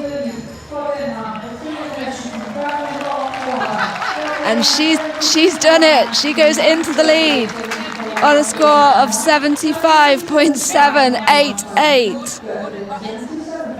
0.4% ahead of Pepo. 3 riders on the podium currently on 75%. And the leader is Katrine Christensen for Denmark, here in Herning, on her World Championship debut. Outstanding. Scores of 73 to 78. But that is very exciting for her and very exciting for Denmark as well. Wow. What a trio of riders to have consecutively.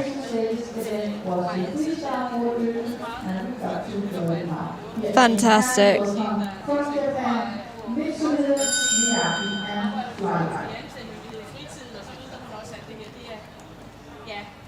Fantastic. We have just 3 riders left to go.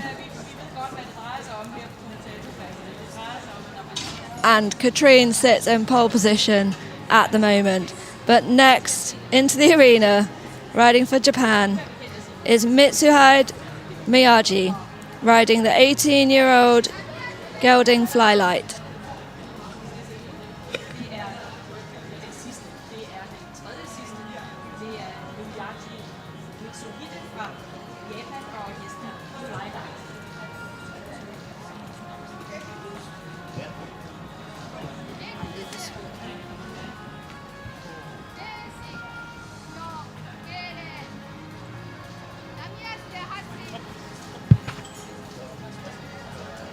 Wow, wow, wow. What a half an hour. Okay, back to Japan.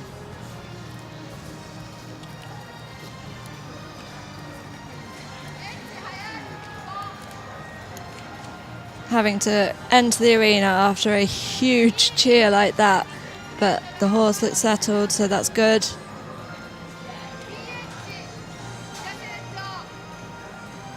Moving into this trot work. So the rider here riding one-handed, choosing to ride with a bar rein. So that means that they can move the position of their hand from side to side if they want to. So if they need to have a bit more flexion on one side, but generally will sit in the middle and use the movements of their hands just to adjust the feeling each side of the mouth, but it makes it very difficult for them to have an even contact on both sides at the same time. And this horse looks really nice, really nicely settled in the mouth actually with this, and for some horses adapt to this a lot better than others.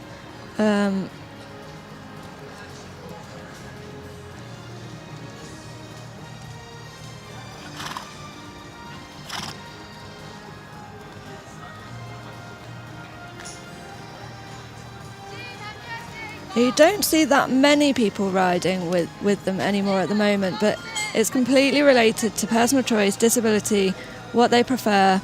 Deb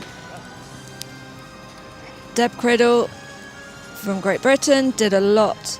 She only had the one arm, so didn't have a choice, and produced really, really harmonious pictures with the horses into a really good frame.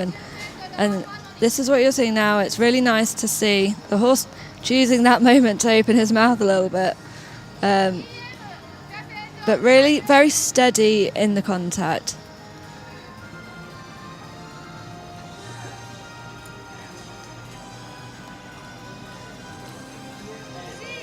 And probably could be a little bit softer through the body and into the rein, but again, that's a challenge that he has there with that bar rein.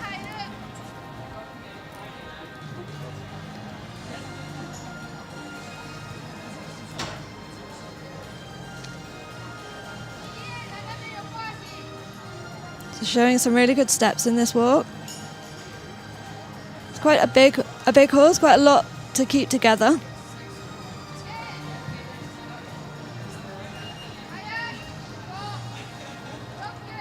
But actually gives a really nice picture as a combination.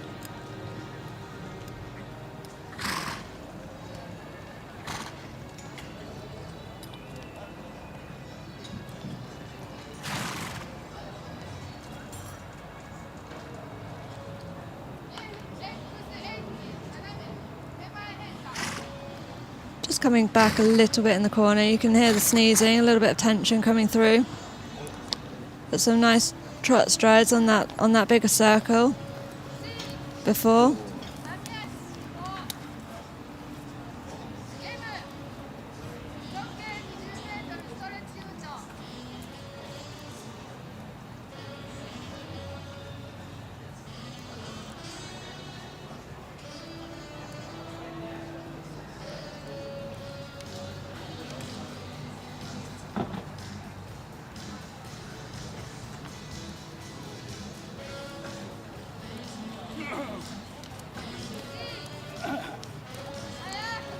Keeping the walk really active here. Just occasionally sometimes loses a bit of rhythm with a little bit of too much activity.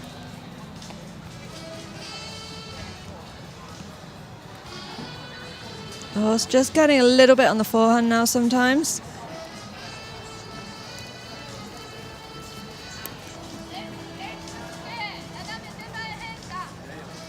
It doesn't quite have the same expression and uphill tendency that the Danish horse just had, but still doing a really super job and riding a clean test here.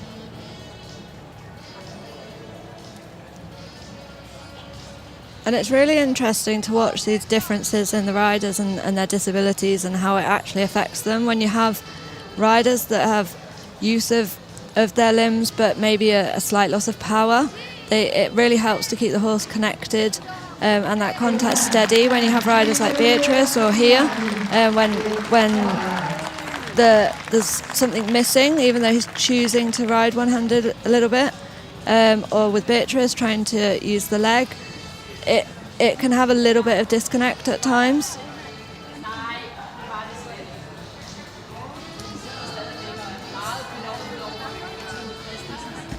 He did a really super job there and really managed that horse well, and the horse really tried for him. Big pats as he comes out the arena. And it's a lot of horse to keep together when you're riding with one hand, and not that big a rider either.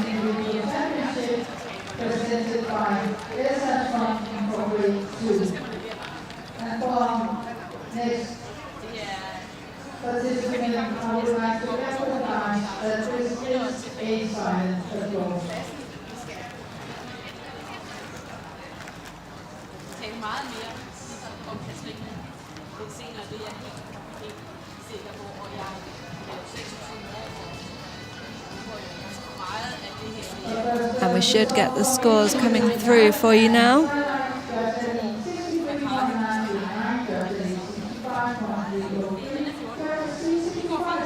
Here we go. Judge E, 63.9. Judge H, 65.3. C, 65.6. M, 63.4. And B, 65.9. Leaving a total of 64.848 and into that 10th place position. So again, these riders will be looking, these scores are going to count, as well as the medals, these scores are going to count towards the qualification for the freestyle on the Sunday. So these scores and the scores from the team competition the average will be taken of the two scores, and the top 8 will go forwards for the freestyle competition on Sunday. So every point will matter for these riders. So even those outside the medals, this all counts towards qualification as well. So they will have another chance to come back in a couple of days for that second score to contribute to the qualification. But laying a solid down score today makes a big way towards achieving that. And next in for Sweden is Sandra Karlsson on the 10-year-old Don Dynamo.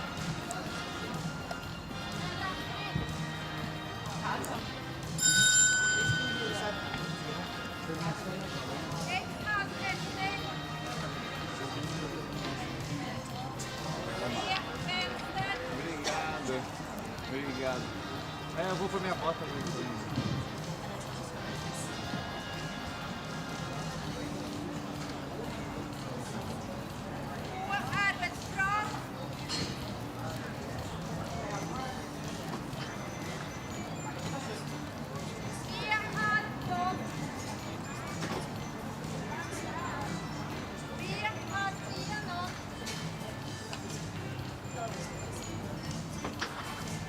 Showing some nice steps in the trot here. The horse just a little bit down in front for the higher marks.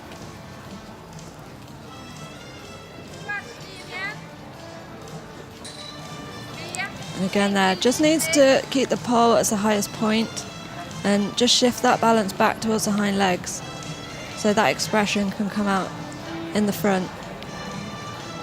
Otherwise, the horse is leaning on the shoulders and makes it really difficult isn't in self-carriage and makes it really difficult to actually manoeuvre around the arena. Some nice steps in the leg yield there though. Really striking horse.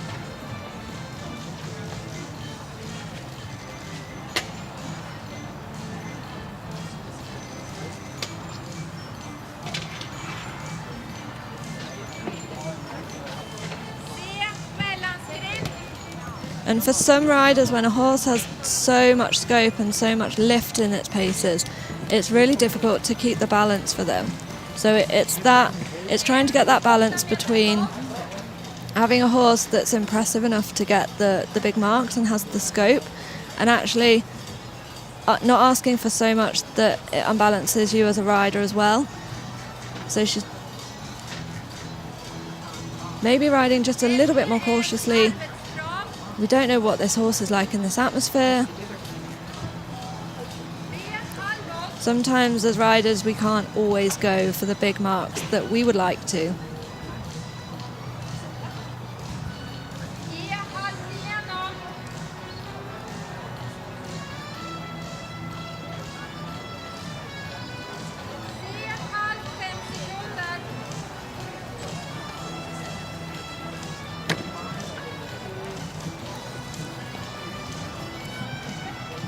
There's some nice moments of suspension in the trot. Super halt there. It's again just a little bit too much on the forehand for those big marks.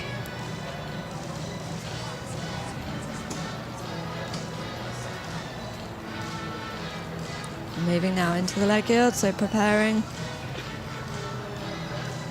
Shifting over that clear transition into the leg yield, right to the marker. Oh no, a little spook. Well recovered. And there's a clear point when within that leg yield, the judges want you to hit the track just before the corner marker.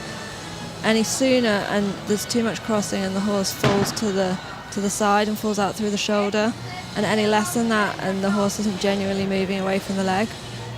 So the riders have to be really specific about that line.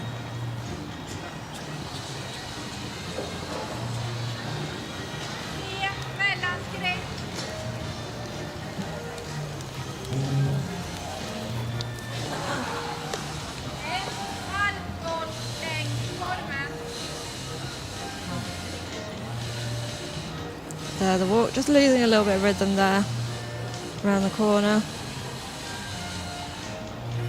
Want that clear 4-beat rhythm where the horse's hind leg and foreleg almost make a V.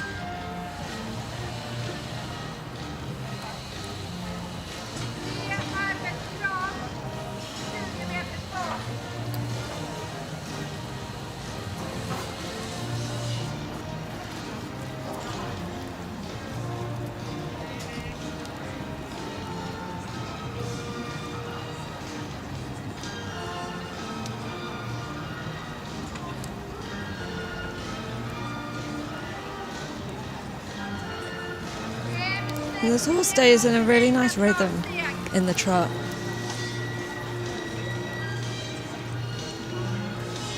It's very metronome.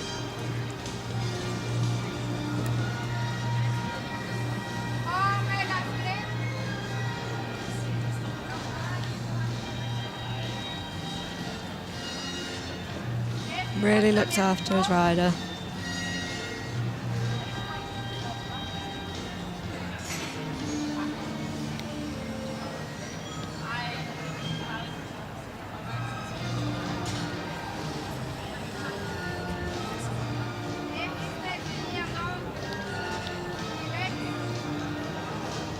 And this last diagonal is quite tricky to ride because you've got to really find that centre line and nail it, because if you don't, the judge at C is right in front of you.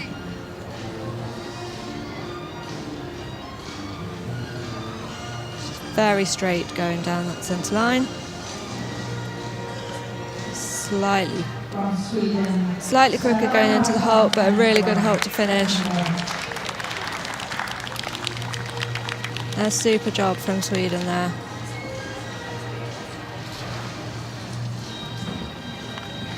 So much more scope for those bigger marks. Super job. In this all-in-one healthcare area will come individual championship. The central and Fund for 2 and in the leaders for the month, Katrine Christensen and Katrine Forum is going to be in 75.788%. Seconders, Pepo Puch and Celine Gurney from Austria, 75.333%. And third place, Michaela Ferringer from Great Britain with 75.091%. So we're just waiting for the scores to come in for Sandra Karlsson from Sweden. Currently the leaderboard still the same, with Katrine Christensen out in front on 75.788 for Denmark. Pepo Puch in 75.333 in second place. And Pearson in bronze on 75.091. So with just one rider to go, we know that Katrine and Pepo are guaranteed medals. We just have one last rider to see where Lee will finish and whether Katrine will stay in gold medal position and win gold for Denmark here in Herning.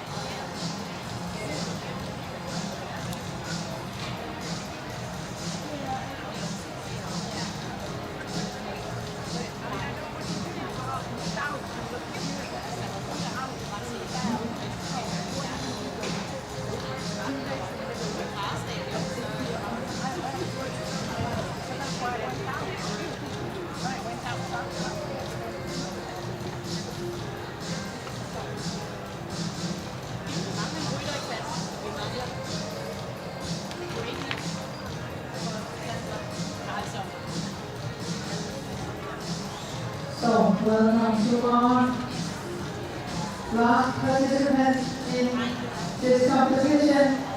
So we've not quite got the scores through for Sandra yet, but next into the arena, riding for Germany, is Gianna Regenbrecht. She rides the 12-year-old First Sinclair by Furstenball, Lord Sinclair.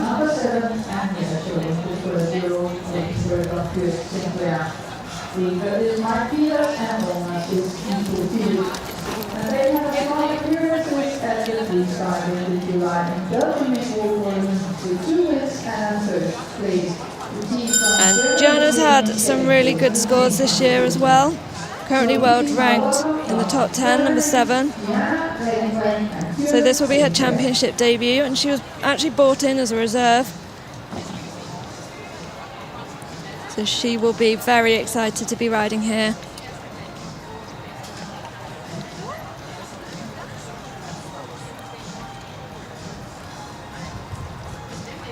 The reserve spot is such a difficult place to be in. I've done it many times, and I fully appreciate anyone who has had to do that this year.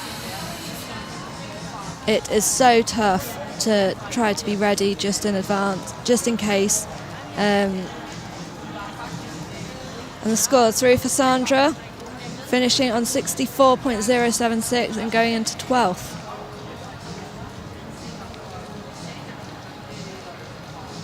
So entering the arena for Germany, Gianna Regenbrecht.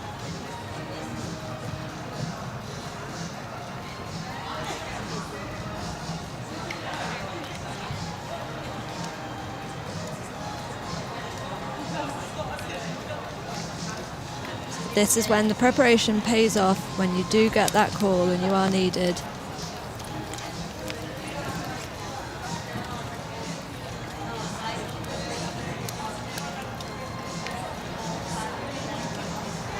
Again, another really scopy horse we have here.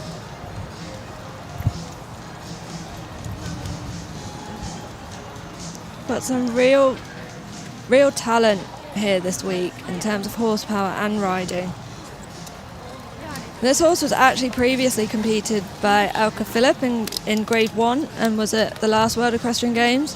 So how amazing that he's back here with another rider 4 years later.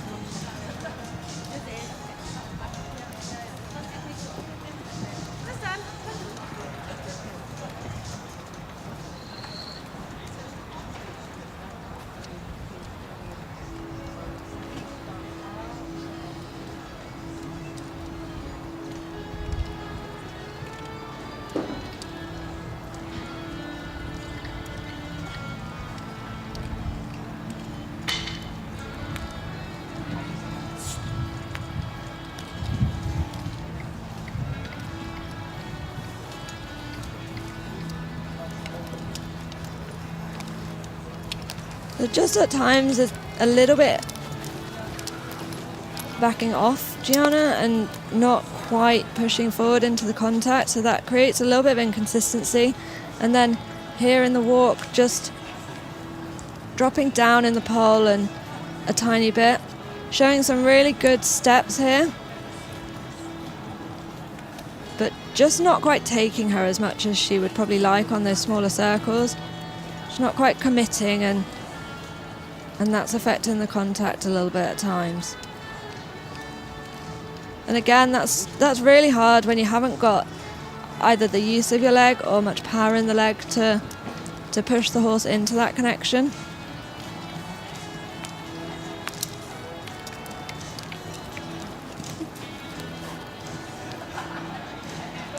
Super halt.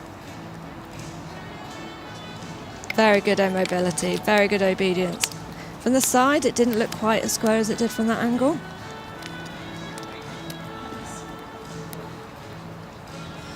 But very clean into it, very good mobility. Huge scopy walk here.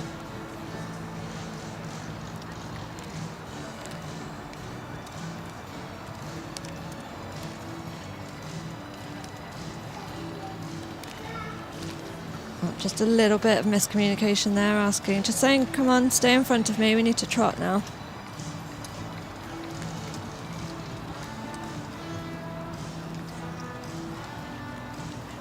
It is now also very hot in the arena.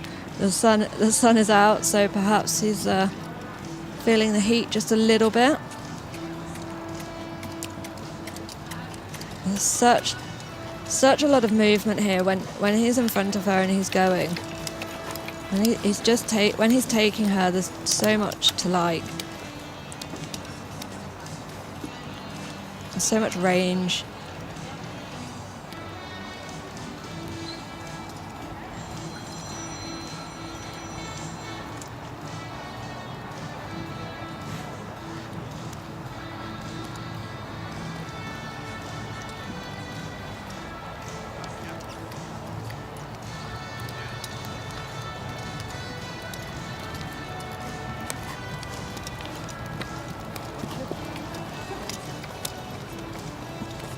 Really nice into the trot there.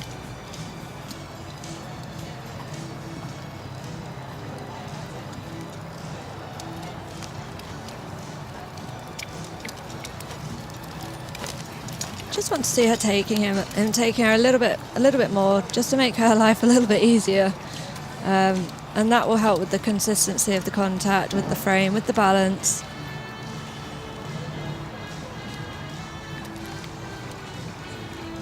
But again, it's a big horse, a lot of movement there, and that makes it difficult to keep everything together. And when they have big movement like that any slight adjustment in rhythm or any movement is so much more exaggerated. So there's the scope for the big marks, but also the scope for the penalties being a little bit higher. But she's done a really good job coming in last minute as a reserve rider. She's put in a really solid performance. And a super square halt to finish.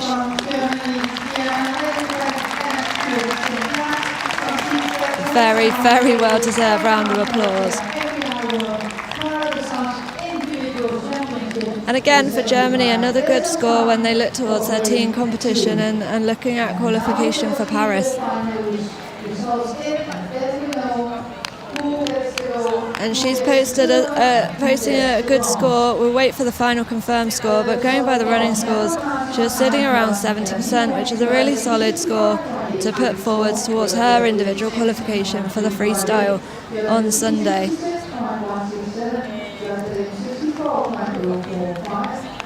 Her championship debut, really solid performance. She's very happy, and so she should be. What a lovely combination, and how nice to see the horse back 4 years later at the World Championships once again, doing a job for another rider, giving them this experience.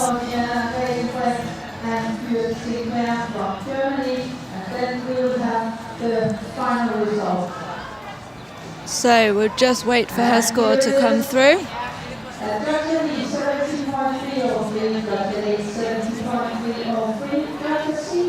And the judge at E, 70.3, judge at H, 70.3, judge at C, 72.4, judge at M, 73.1, and judge at B, 69.0. So that leaves her on 71.061 and puts her in 6th. Which means we will have a very, very happy Danish crowd here, because we have a new world champion, previously held by Stina, who is here, not riding, but her Danish teammate, Katrine Christensen, on a massive score of 75.788. Unbelievably well on her World Championship debut and following on from Tokyo.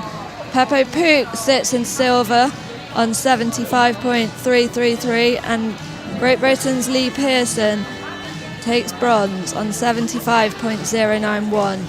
3 scores on 75%. Very, very close for our podium. What a result for Denmark.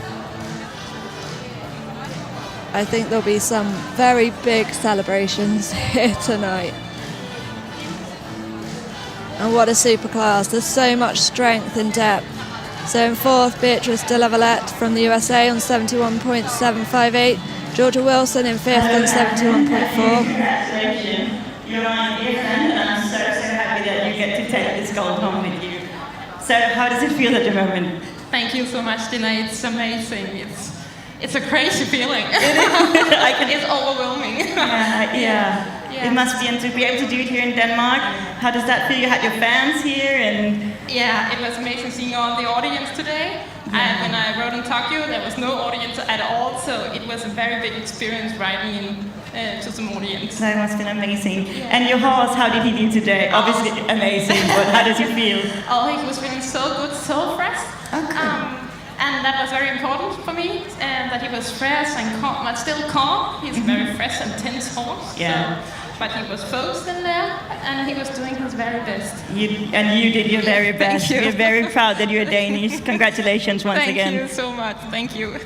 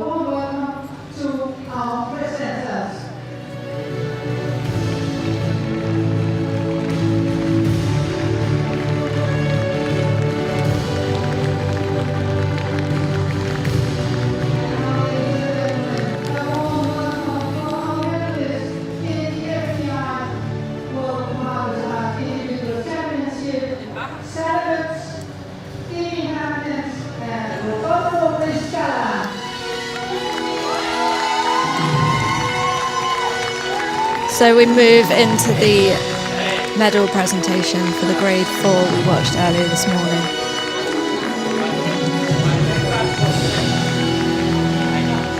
Sanne Voets from the Netherlands manages to retain her title from 2018.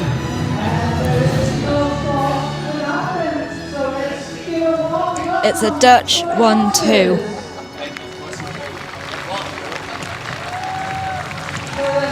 Fourth in to go and led from the front.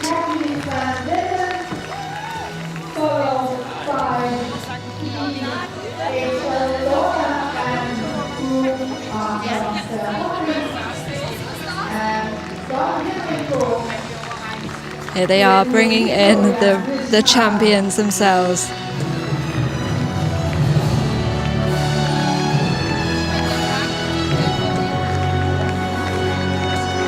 The two chestnuts, Chestnut Mare in second, Chestnut Gelding in front.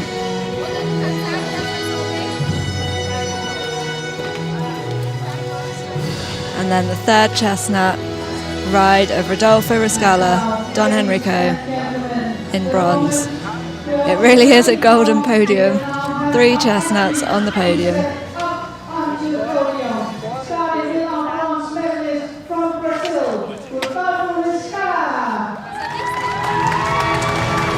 Rodolfo Riscala moves onto the podium. Such a talented rider, so happy for him. He was just so happy to be here with his horse. 19 years old.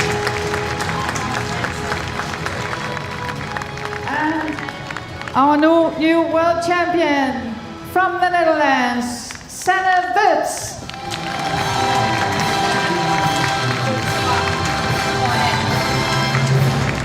It's the Dutch 1-2.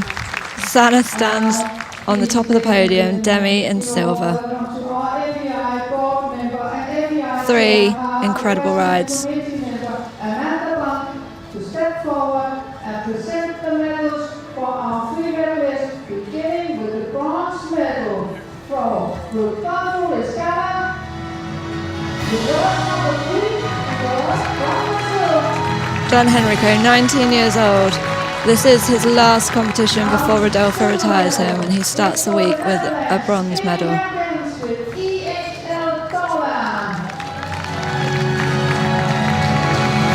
The Demi World Championship debut, silver medal. Ladies and gentlemen, the world champion, the defending champion from the Netherlands, Sanne Voets with Dementor. And Sanne retains her world title from Tryon 4 years ago. She scored the triple gold there. She's starting off very strong this week.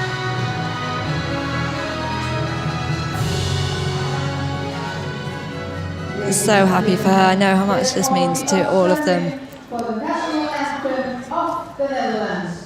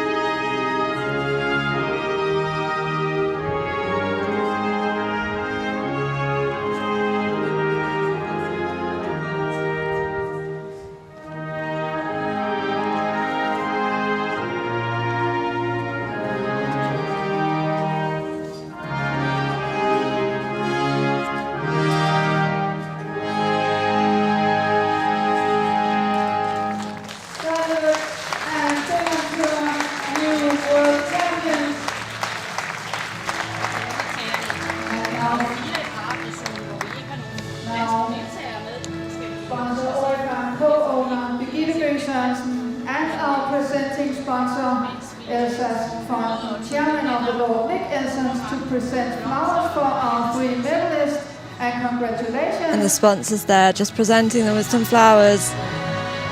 Very grateful for all the sponsorship and support that makes these championships possible. So much hard work goes in behind the scenes to produce these. So many people. And what a phenomenal job they've done. Such a good atmosphere here. So many people have come out to support.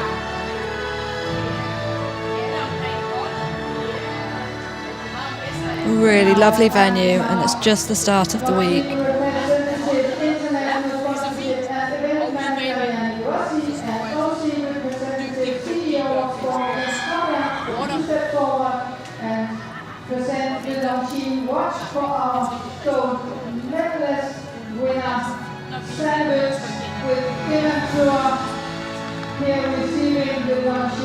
Sana there, just been presented with the Longines watch.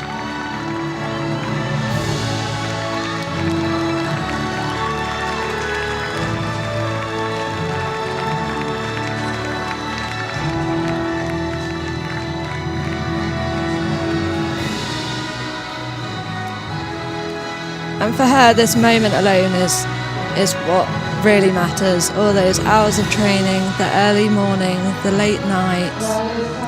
This is what we do it for, this moment when it all comes together.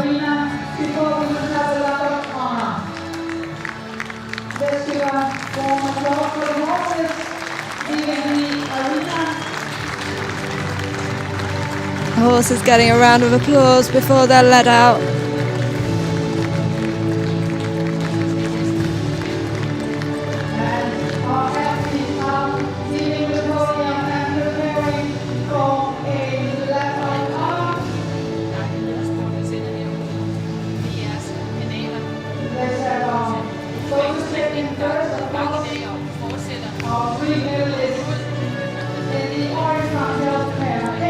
The 3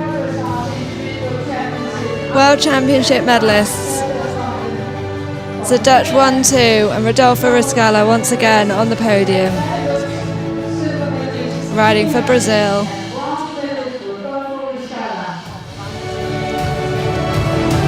Congratulations everyone. Superb riding to start the day. And they are ready for their lap of honour. Off horse.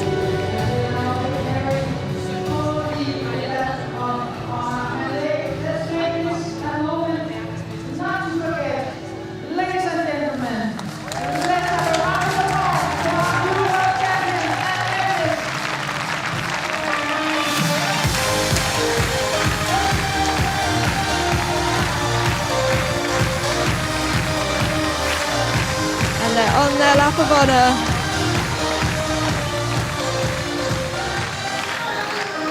Standing ovation for the 3 medalists. New world champion, Sanne Voets. Demi Harkins takes the silver medal for Holland. Rodolfo Riscala, bronze medalist. Take it in. Big smiles.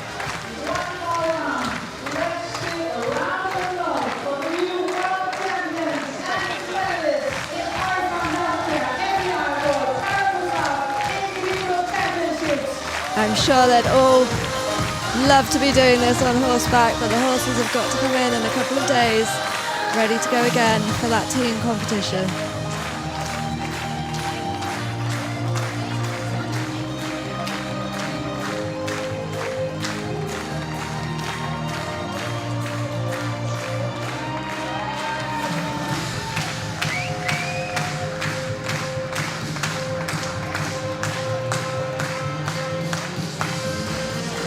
You can see alongside a sea of orange to support the Dutch, there is a line of red supporters ready for the next prize giving. Move on with the medal ceremony for the Flamarion Pereira FEI World Dressage Individual Championship, presented by Dressage. Ready to support their new world champion in Grade 2.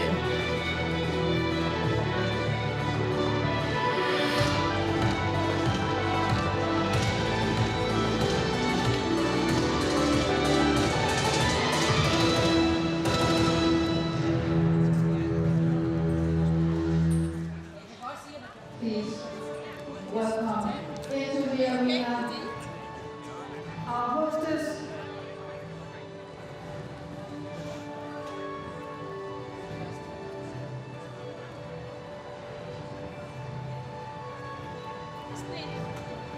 let's welcome into the arena the athletes from in the Flamarion Healthcare. So welcoming into the arena now our Grade 2 champions from the Flamarion Healthcare FEI World Para Dressage Individual Championship Grade 2.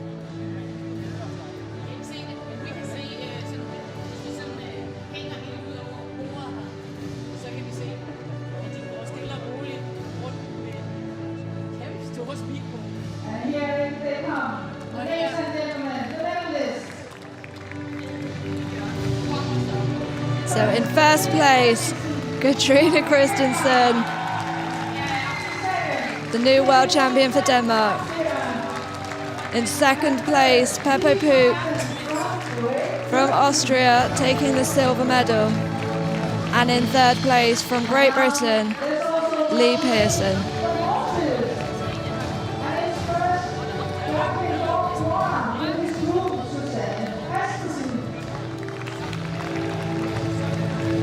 There's Lee sporting the British flag.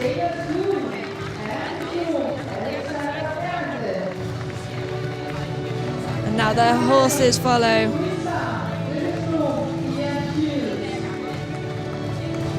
The other champions of the show.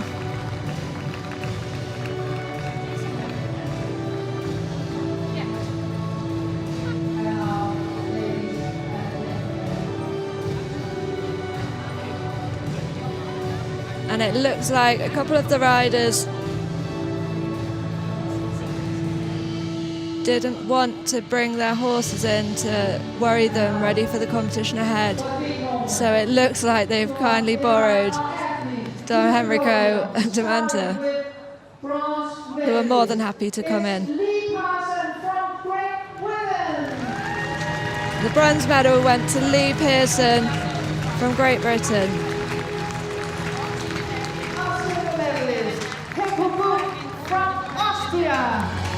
Pepo Puch takes the silver medal for Austria. And gold medalist from Denmark, Katrine Christensen. And Katrine Christensen takes the gold medal for Denmark. World champion. First World Championships here in Denmark. Home crowd. Oh, sorry. Now, please welcome FEI board member and FEI chair, Equestrian Committee, Amanda Bond, of course, to present the medals. And the bronze medalist for Lee Pearson riding Breeze. There's Lee just being presented with the bronze medal there. Let's give a warm applause for the bronze medal Celine Gurney from Great Britain. Showing his appreciation for the crowd. Pepo Puch and Sailors Blue. And Pepo there being presented with the silver. And now, the gold. It's for Katrine Christensen from Denmark. And here we have our new world champion for Denmark, Katrine Christensen.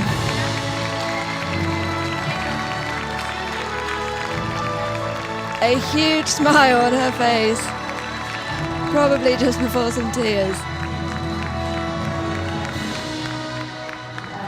I imagine it hasn't quite sunk in yet for her. For the national anthem of Denmark.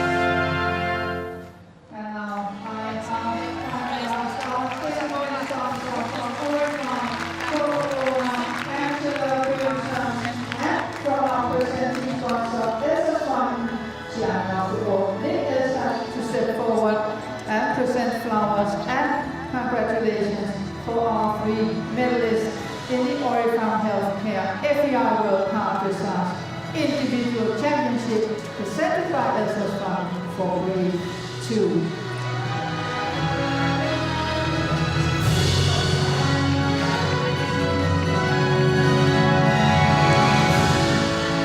Again, the sponsors just presenting the riders with these flowers.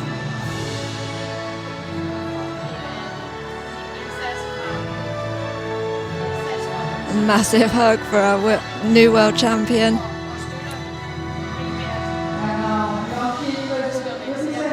International sponsorship and event manager Gianna Regenbrecht and organizing committee representative CEO of sport Jens Koppia also stepping forward congratulating our medalists and presenting the Longines watch for our gold medalist Katrine Christensen riding 13 gold. And Katrine had just been presented with that Longines watch for the winner. The new 2022 Grade 2 World Champion.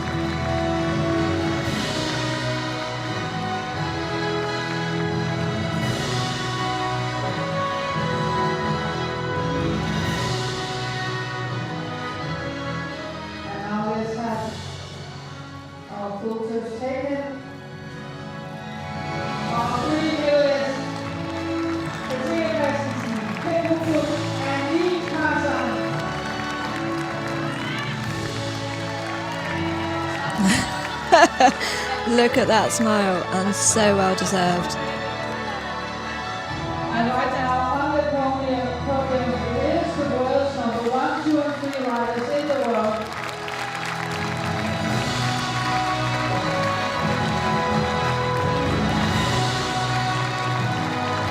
What a super picture, and what a close competition. 3 phenomenal scores. All 3 on 75%. Such a small margin. Time to let out the horses and the Thank you to the horses and to their groups as they're leaving the arena. Before we have a lap of honor, let's give a big applause for the horses and their groups. And now they say thank you to the horses and the grooms, the champions behind the scenes.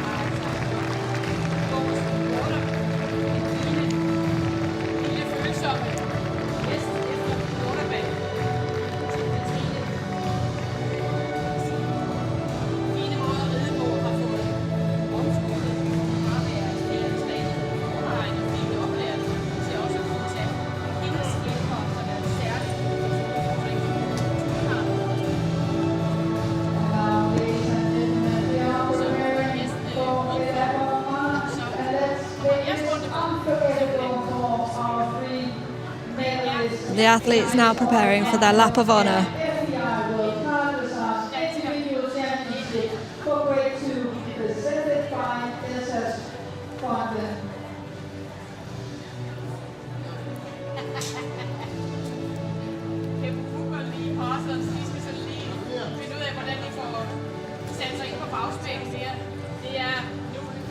Oh. Lee's chucking his crutches away.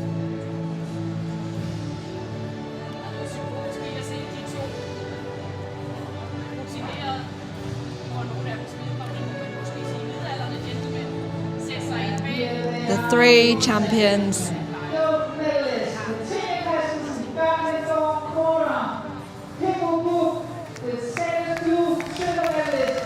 Off they go. Lap of honour time.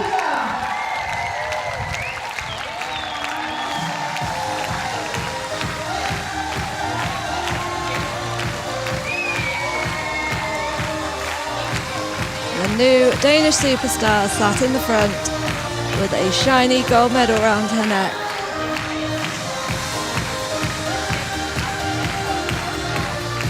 What a way to start the week.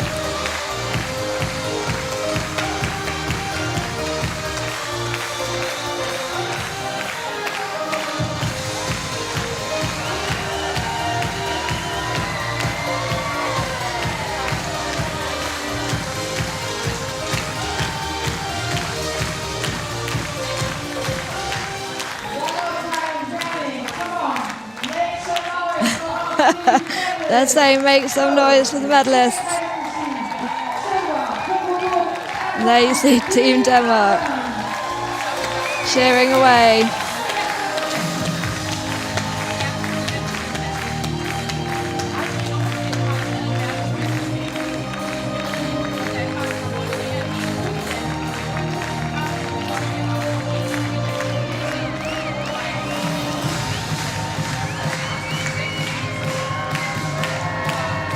Lee and Pepo, old hats at this, but Katrina sat in the front, loving every minute, and so she should.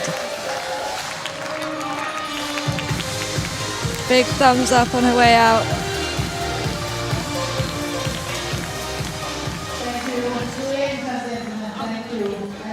Congratulations everyone.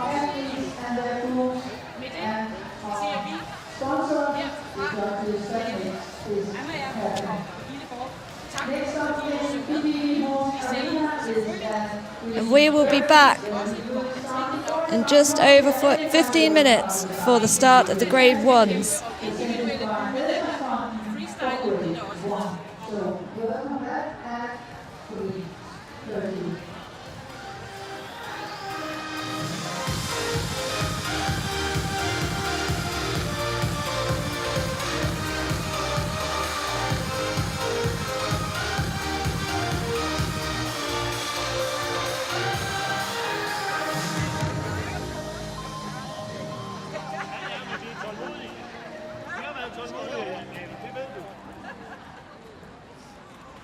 arbejdes op sådan noget.